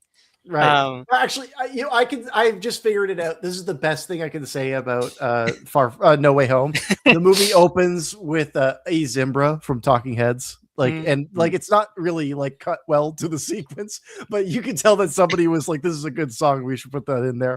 I'm happy. I mean, that the best use of it is still in the 10 during when the neighbors Sure. are fighting over getting the MRI most machine. CAT scan machines. Yeah. Okay, wait. Okay, so I know we're nearing the end, but Yep. I did want to actually ask, what are your opinions on the action in this movie? Like the action sequences? Oh, I forgot that they existed. Well, this is kind of like a larger problem with the MCU, I'd say, where I don't think that any of the action sequences really work. They work as just like largely formalities rather than anything that's ever thrilling, exciting. In reality, if I'm watching an action film, right, I really need to care about the characters first, right? So it's like, if I don't care about these characters, then none of these action sequences work for me. And the trilogy has really had that consistent issue where it's like, I don't really know who Peter Parker is in this trilogy. Therefore, anytime he's in peril, I'm never really worried. Like, I'm always just like, okay, here's the CGI character bouncing around. That's the way that I approach these movies. Unfortunately, it's just how my brain's wired. But what do you think from a visual standpoint? Because they did make a to-do out of like they're bringing back the villains, so they're like, I think John Watts was like, I want to capture the Raimi fight style, and He failed at all points failed. The Sam Raimi fighting style involves like kinetic cutting, that's Actual based camera around, work. actual camera work, but also like camera work that's built around like perspective and storyboarding, like weeks and weeks ahead of I time. think he just Real meant that, like, choreography. it's like slight. We see like a little bit of blood as him and Goblin punch each other. So I think That's that's it. what he meant. I like the condo fight. I mean, I think the condo Oh, fight was the condo them kind of- Yeah, sorry, go ahead. It's so overrated. It's just like, oh, he smashes through like 3 stories and then that's it. I like that the Green Goblin throws him through the ground, but that's That's what I said. Yeah, that's what I said. That's the only people remember. And everything else is boring. Yeah, that's. I feel that way. I like how darker, how kind of more brutal it is. Like, I think if there was indeed any Sam Raimi reference, I think that's kind of where it kind of where that indeed like turns up, because it seems like way darker than this series normally goes, right? And that like all that's like the whole sequence that concludes with Aunt May dying. But she doesn't matter. I don't know. I don't know. I like. Oh my God, she was so Marissa Tomei hot brings. and so young. No, I like what Marissa Tomei brings overall, like to the whole. I mean, No, there's I a mean, kind of- I'm just doing my own eulogy of her because that's all we know. Well, That she- She worked at a shelter and did stuff. I'm thinking of other things we know about her. Okay, so I do think that she's better than Sally Field, though. Like, I do think that she had more going on and does have more scenes with Peter than in the Sally Field with. well, Sally Field, she felt like a little never she aunt, and I adore that. He's like a flying nun. You know what she felt like to me? She felt like the wife to Abraham Lincoln. Yeah. Jesus Christ. Anyway, Mr. Tomei deserved better. We all deserve better. Mm-hmm. Never forget. Yeah. I mean, they can just bring her back. Anyone, nothing, no one's really ever gone. She come back as Doctor Doom's wife. I don't know. Oh, Or Downey Jr. can come back. I mean, if Sony licenses, like her, and they, and they stand to make money from like doing that, I mean, sure, that could happen. I say that Madame Web should like cross the river Styx to save her. Like that sounds like a good movie. I'm all for more Madame Web, and let's just wrap it up a little bit. So you haven't seen Madame Web? Who hasn't seen Madame Web? Have you seen it? I thought maybe you didn't see it. I think we're all fans here. All right, good. But okay, so does one of you guys not see Morbius then? Yes, that's me. Oh, right. Okay. Yeah, good. I know. I you know what? I'm gonna say it. They're both masterpieces compared to these three. Yeah, they're other than Madame Web, they're at least borderline competent movies. I can't say Morbius is just boring. Morbius is just boring. Yeah, it's boring, but that's just the worst I can say about it is that it's boring. I don't agree that it's boring. I'm a full blown Morbius defender. But I'm also a defender of the SUMC in general. Yeah. So Spumco, I'm all for. Yeah. I just think that's a less interesting entry. Like, yeah, Madam Web, Craven, count me in. Like that's actually. Oh, the Foreigner is so good. Oh, Christopher Abbott. Yeah, famous. put him in Sinister Six. Madame Web is like a fucking blanket to me. I watch that movie all the time. Like there's something about that movie that calls me. It's like a siren song from the sea. It's her ASMR voice, really, is what it is. You hear Dakota Johnson, and you're just like, oh. And it was totally originally a prequel to, to Homecoming. That's why all Ezekiel's shit is like ADR. I mean, we'll talk about it. Where he's just like, oh, I feel bad for that actor. I want to kill these teenage girls. I mean, if it's no longer going to be like a real thing, they should just release the original cut of that movie. I'd watch it day one. I think they should do that for all of the Sony movies. Like you can tell there are better cuts left on the editing. Morbius got cut to shreds. It's insane. Yeah. Like half of the trailer is not in that movie. It's insane. Yeah, I mean, no, listen, I mean, talking about Morbius, guys, like, I'm, like, literally working on an article that's going to be probably 10,000 words long when it's gone, that literally goes into what exactly the original cuts of Morbius were. Like, I call them the post-MCU cuts of Morbius, because, because that movie was completely shot originally under the paradigm with the expectation of, the Tom Holland Spider-Man leaving the MCU. And then when they did No Way Home with all of that multiverse stuff that was never part of the plan, it completely, effed up.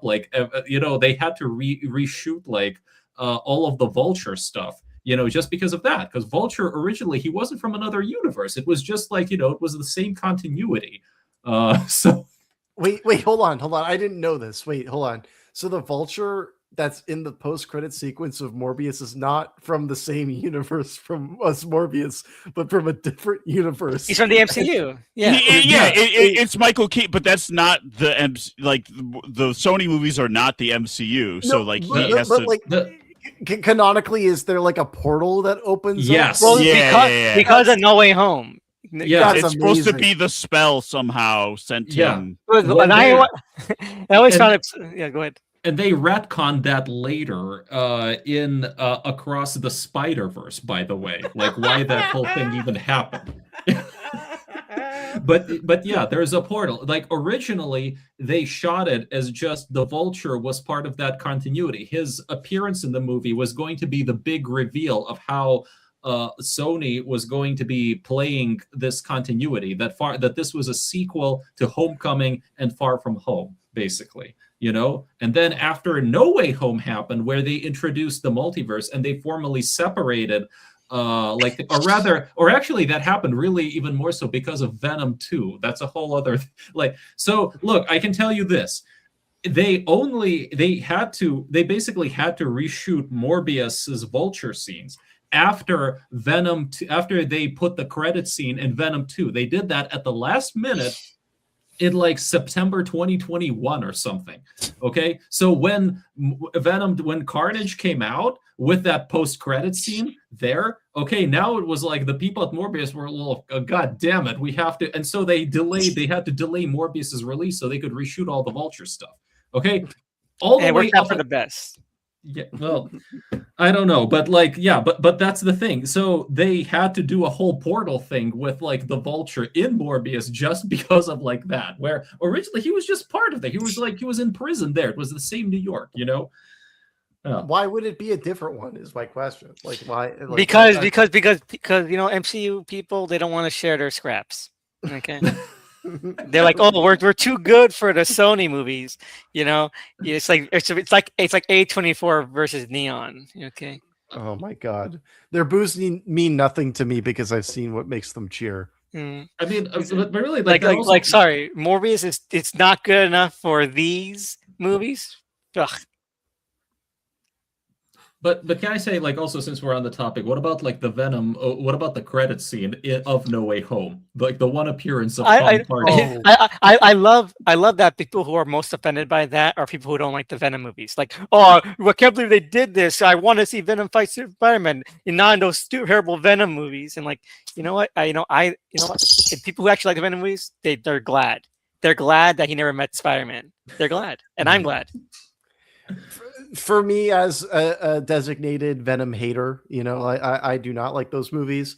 I will say that, like, seeing him, it didn't upset me or anything. It was just like, I'm sure they had to incorporate him somehow. And I am on that same note glad that there never was a crossover with Eddie Brock from those movies in this one, because I just think that Venom is kind of a lame character. Like, I've never liked Venom really. Oh. I love Venom. I'm sorry. I love those films are awesome. I think there should have been a crossover with the Eminem Venom music video and there we go. The No Way Home. Like that video should have been happening where everyone's getting infected with the symbiote that makes them Eminem, and then it happens across New York, and then the Spider-Men have to stop it. Do you think that Zoran's gonna make a new rap song for the new one? I thought the Venom trilogy's over. Like, it was a perfect trilogy, right? It concluded. No, hey, Last Stand really works. I like the Sinister Six. They should do Sinister Six, man, with Venom, but like back in one form or another. And Eminem does a new rap for it with Zoran Mamdani. Hey, you brought him up. I was going to have you didn't. The Tom Morello song also really rocked. That movie rocks, man. Morello does the song for. I still haven't seen Last Dance. It's pretty. It rocks. It rocks. It's better than Carnage. It's better. Okay, I was a little. So people really suck Carnage's dick. You know, they do. I don't know. Like it's okay. It's okay, but like three of the most interesting scenes got cut, and then also like. I think Woody Harrelson is kind of boring. He's boring as Cletus. Like, it doesn't seem like there's really a take there. Hey guys, can I ask you a question? How gay is Venom? Let There Be Carnage. Very gay. No, it's not as gay as people made it sound online, which is why I was disappointed. Yeah, it's they just they love each other, but they don't like that, And he decides to come out of the Eddie closet, as he puts it. Yeah, but that's the only thing, really. I feel like Eddie closet's more like saloon doors. You know what I mean? All right, but no. The Last Dance, it works. I'm sad that there not going to be any more early on. Well, I'll check it out to see Chiwetel. He's an architect, so he's so good at that. He's so good at that. Like. It's like, slowly going insane military man. He's really good. Hell yeah. Anyway, last thoughts on these three before we wrap it up. I wish Captain Clark was in this. Yeah, me too. You know what? Like as a villain? Yeah. Sure. No. He helps the Spider-Man. Yeah, he's just around. He works at a bodega. Just something like that, He's just pissed that he's at a bodega and not being an architect. It's like, my wife, get off her fat ass. It's funny though. Like, I mean, with all the multiverse stuff, you would think maybe they would have a back rooms universe at one point. Like somebody falls into a portal and ends up in the back rooms. Oh, you're talking about like 15 years from now. That's what movies are going to be like. Like you're peering into a universe. I can't wait. if they ever make like the Doctor Strange 3 that seems to be canceled, that's probably going to be in it. It's canceled. You should.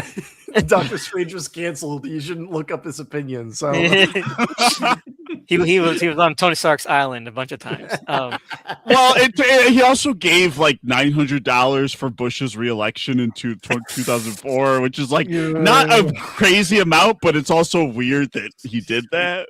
Yeah, I don't know. He's from the Midwest. Probably good for tax deduction.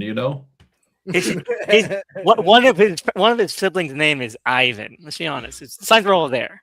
It was on us for not, being more vigilant, really. Okay, so other than that, Tom Holland, after seeing the Odyssey, I think he just quit acting. Whoa! He's not. He's pretty. He's all right. He's okay. He's okay. But this is not his forte, obviously. I'm just throwing this out there as like a volleyball layup. Have you guys seen Cherry? Do we have any Cherry thoughts? Is that where the camera goes up his butt? No, it's not. He's a serial killer, but yes, Doug, you're right. It's where the camera goes up his butt. It's where he joins the military and then he becomes addicted to drugs. And he won how many Oscars for that? He won the Rollo Tony Award for most off-putting final shot of a film, where he's got they've got the makeup on him to make him look like he's 40 years old, and he's got a giant mustache. It's amazing. Does he look better than Matt Damon does at the end of Saving Private Ryan? That was him. Oh my God! I'm looking. He looks like Andrew Schultz. Yeah. You see it, right? Yeah. It's amazing. It's amazing. That movie is incredible. I would love. He looks like he regrets voting for Trump, but not really, because he'll do it again. He's like, "Don't tempt me. I'll do it again." Don't tell me what to set my AC at, Zoran. 68 all night, baby. Okay. All right. But no. Any last thoughts? Anything else about these? I don't know. At the risk of losing chess to a dog, what if Brand New Day is good? I'm not saying it will be, but I'm just I'm putting it. I would be shocked. I would be really shocked. What if? Look, if I weren't doing this podcast, I would not be watching that movie, right? I already, in my mind, I have an opinion of what I think it's going to be. But at the same time, when I went to go watch these movies again this weekend, I didn't come into this expecting to hate them like I was saying on the last episodes. I always come into these movies, with an open mind to be like, I want to accept them as they are, right? And I was kind of surprised that I was as negative on these movies as I was. I didn't want to be as mean or as cruel, but at the same time, it just stands true. All of my issues with the MCU have only grown over the years, and I'm interested in seeing how these movies age over the decades, because even with Westerns, even the bad ones are charming, but it's now I'm coming back to it and I just feel like they're ugly. You know what I mean? Just on every front. I don't know, not to rant, and I don't disparage anyone who enjoys these movies. You're completely right. You're completely right. You know what? And fool me 4 times. Shame on me. I think maybe what you're getting at is that it's interesting how the initial Spider-Man trilogy and the Amazing Spider-Man duology probably look better with age. They seem better with age. Yeah, and these ones they seem to get worse with age. Mm-hmm. Exactly. There's so much more rooted in the current moment in a way that doesn't there's a way to do that where it can feel timeless, right? There are so many moments of the Raimi's movies that feel like they're from those current moments, but in a way it transcends that through what its focus is in the narrative. And with these movies, I just feel like everything is more of a formality than a decision. And that's really the core issue here. Well, here's a food for thought. Do you guys think these movies would be better if they were more standalone? Maybe they still... Yeah, that was I didn't even have to think about that. Yeah, absolutely. I mean, that's why even when these are being made, Across the Spider-Verse comes out, and that's or not across into the Spider-Verse is the first one. That one is actually like is a great Spider-Man movie and starts to be like why I have issues with Across, because Across doesn't stand alone, at least until we'll see what happens in Beyond, but like we'll be dead by then. Not gonna be a play. They keep delaying movies like the Batman 2. I'm like, I'm not gonna be around then. Like, what are you talking about? The world's gonna end by then. I think that Miles Morales is better in that first movie than both Andrew Garfield and Tom Holland. Yeah. In terms of characterization and like having like a fully like formed arc and stuff. Like like overall, that's just he feels rooted to the ground. Just a better character.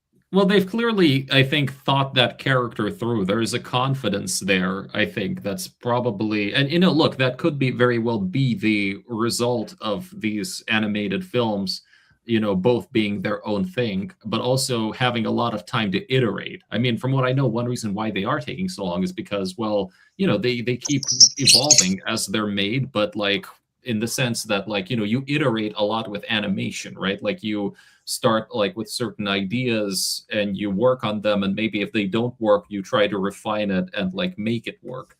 Yes, actually, what you're talking about right there, right? I think, like, correct me if I'm wrong, but wasn't there some kind of controversy around like how the second one was made because they were doing so many like last minute changes? Yeah, they would have people like animate scenes. Exactly. They would overwork people by having them like animate scenes and then like entirely scrap them because they would just wait to see how they would look in a more finished state rather than completing them. That was what I heard, though. I could be entirely wrong. I personally believe that article at the time was kind of overblown. Like it was kind of because really that's sort of how a lot of animated films just operate. Like in general, there's always like a very long process. You look at some of the Pixar movies and how long they stay in development, right? So it's often like you might have enough like to make a wholly different movie in an animated, semi-animated form, and that like like gets like tossed out the window. So I'm just saying, like, from what I know, it didn't really do the way they made it didn't really stand out from the way that animation is normally made. Okay. All right. But like, yeah, it's a very like, I mean, really, like some of the working conditions in animation can be, well, horrendous to put it mildly. At least they weren't working on a Miyazaki film. Yeah. So anything else about these three in particular then remaining? Nope. No. All right, good. We mind it all of this in just over the length of one. Because this is the shortest one out of the three continuities, right? We talked longer about the two Amazing Spider-Man movies. Yeah, because unfortunately they're better. Yeah, they're better. There's just more there. There's more to like dissect, like the choices and swings those movies make.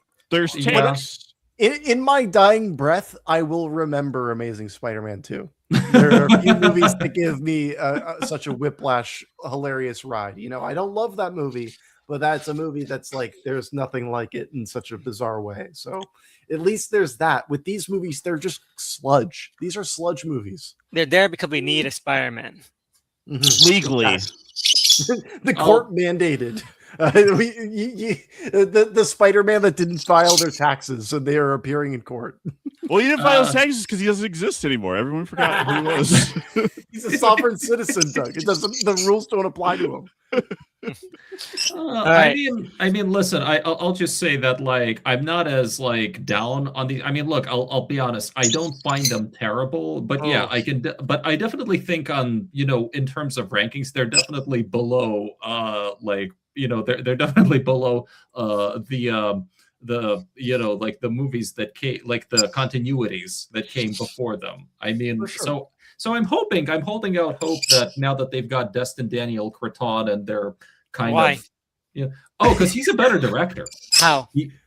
I legitimately think he's a better director just in terms of directing action and everything. I like Shang-Chi. I don't like it. I think it's boring. I think the first half has good looking stuff. Simu Liu has no charisma.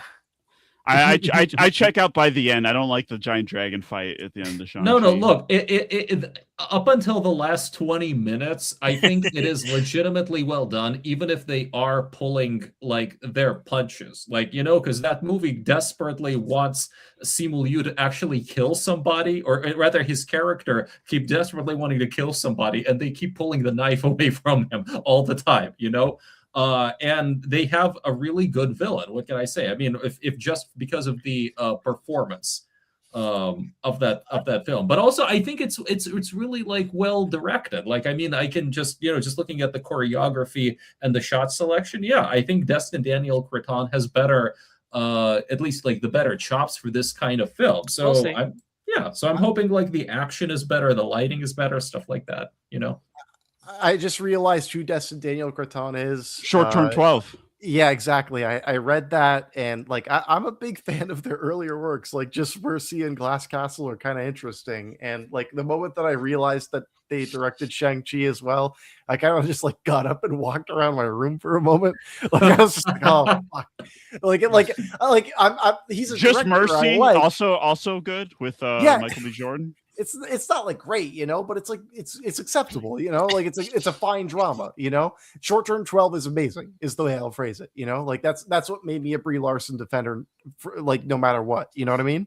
But like when it comes, I had no idea they made Shang-Chi. Sorry, not Community. For well, Short-term 12 was before. No, as a Brie Larson defender, I meant. Oh, for what season was that where she was dating Abed? I think that was season 4 and 5, maybe. Okay, well, a gas leak happened, so I forgot some of what happened before. Short-term 12 was like her breakout role, was it not? Timeline wise, when was that? 2013? Yeah, 2013. All right. Yeah, we gotta wrap this up. Sorry, this is not a Brie Larson podcast, or is it? I gotta get going, man. It's like Sunday. Of course. Yeah. But next week. Okay, so now we're getting to the good shit. Yeah. So we're on Mike's reprieve from these hack fraud jobs. Okay, Morbius, and starring someone we can't name, otherwise we all turn to acid dust.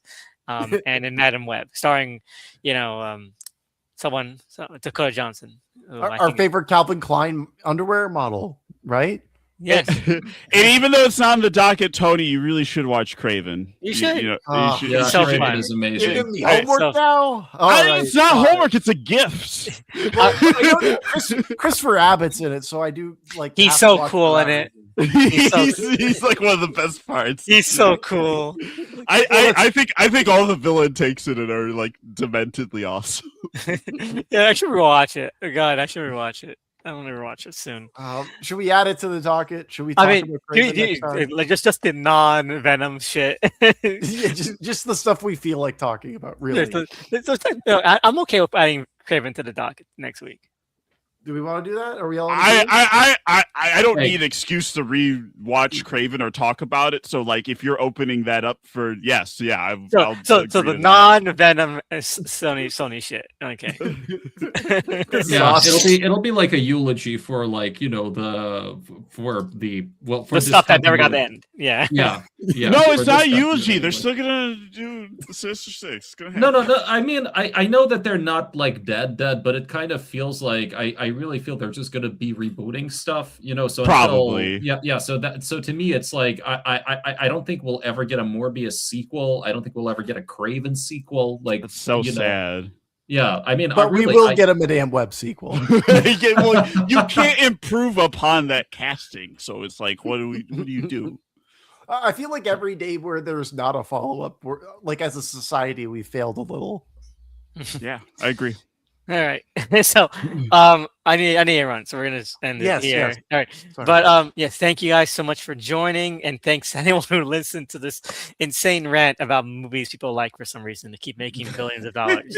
We're gonna see who can see who's laughing last 2 weeks from now. Are we gonna talk about Brand New Day? Yes, that was the plan. Okay. That was the plan. How do you not know? You suggested this. I've been planning this interpretive dance for weeks. No, I know, but like at the same time, like it seemed everybody was down on the Holland stuff. We are down on them. Why Yeah, would that but we have follow through, so we're gonna like we're real haters. You know, we're not. Just because I'm covering this on the podcast doesn't mean I'm not going to watch the cam rip. Exactly.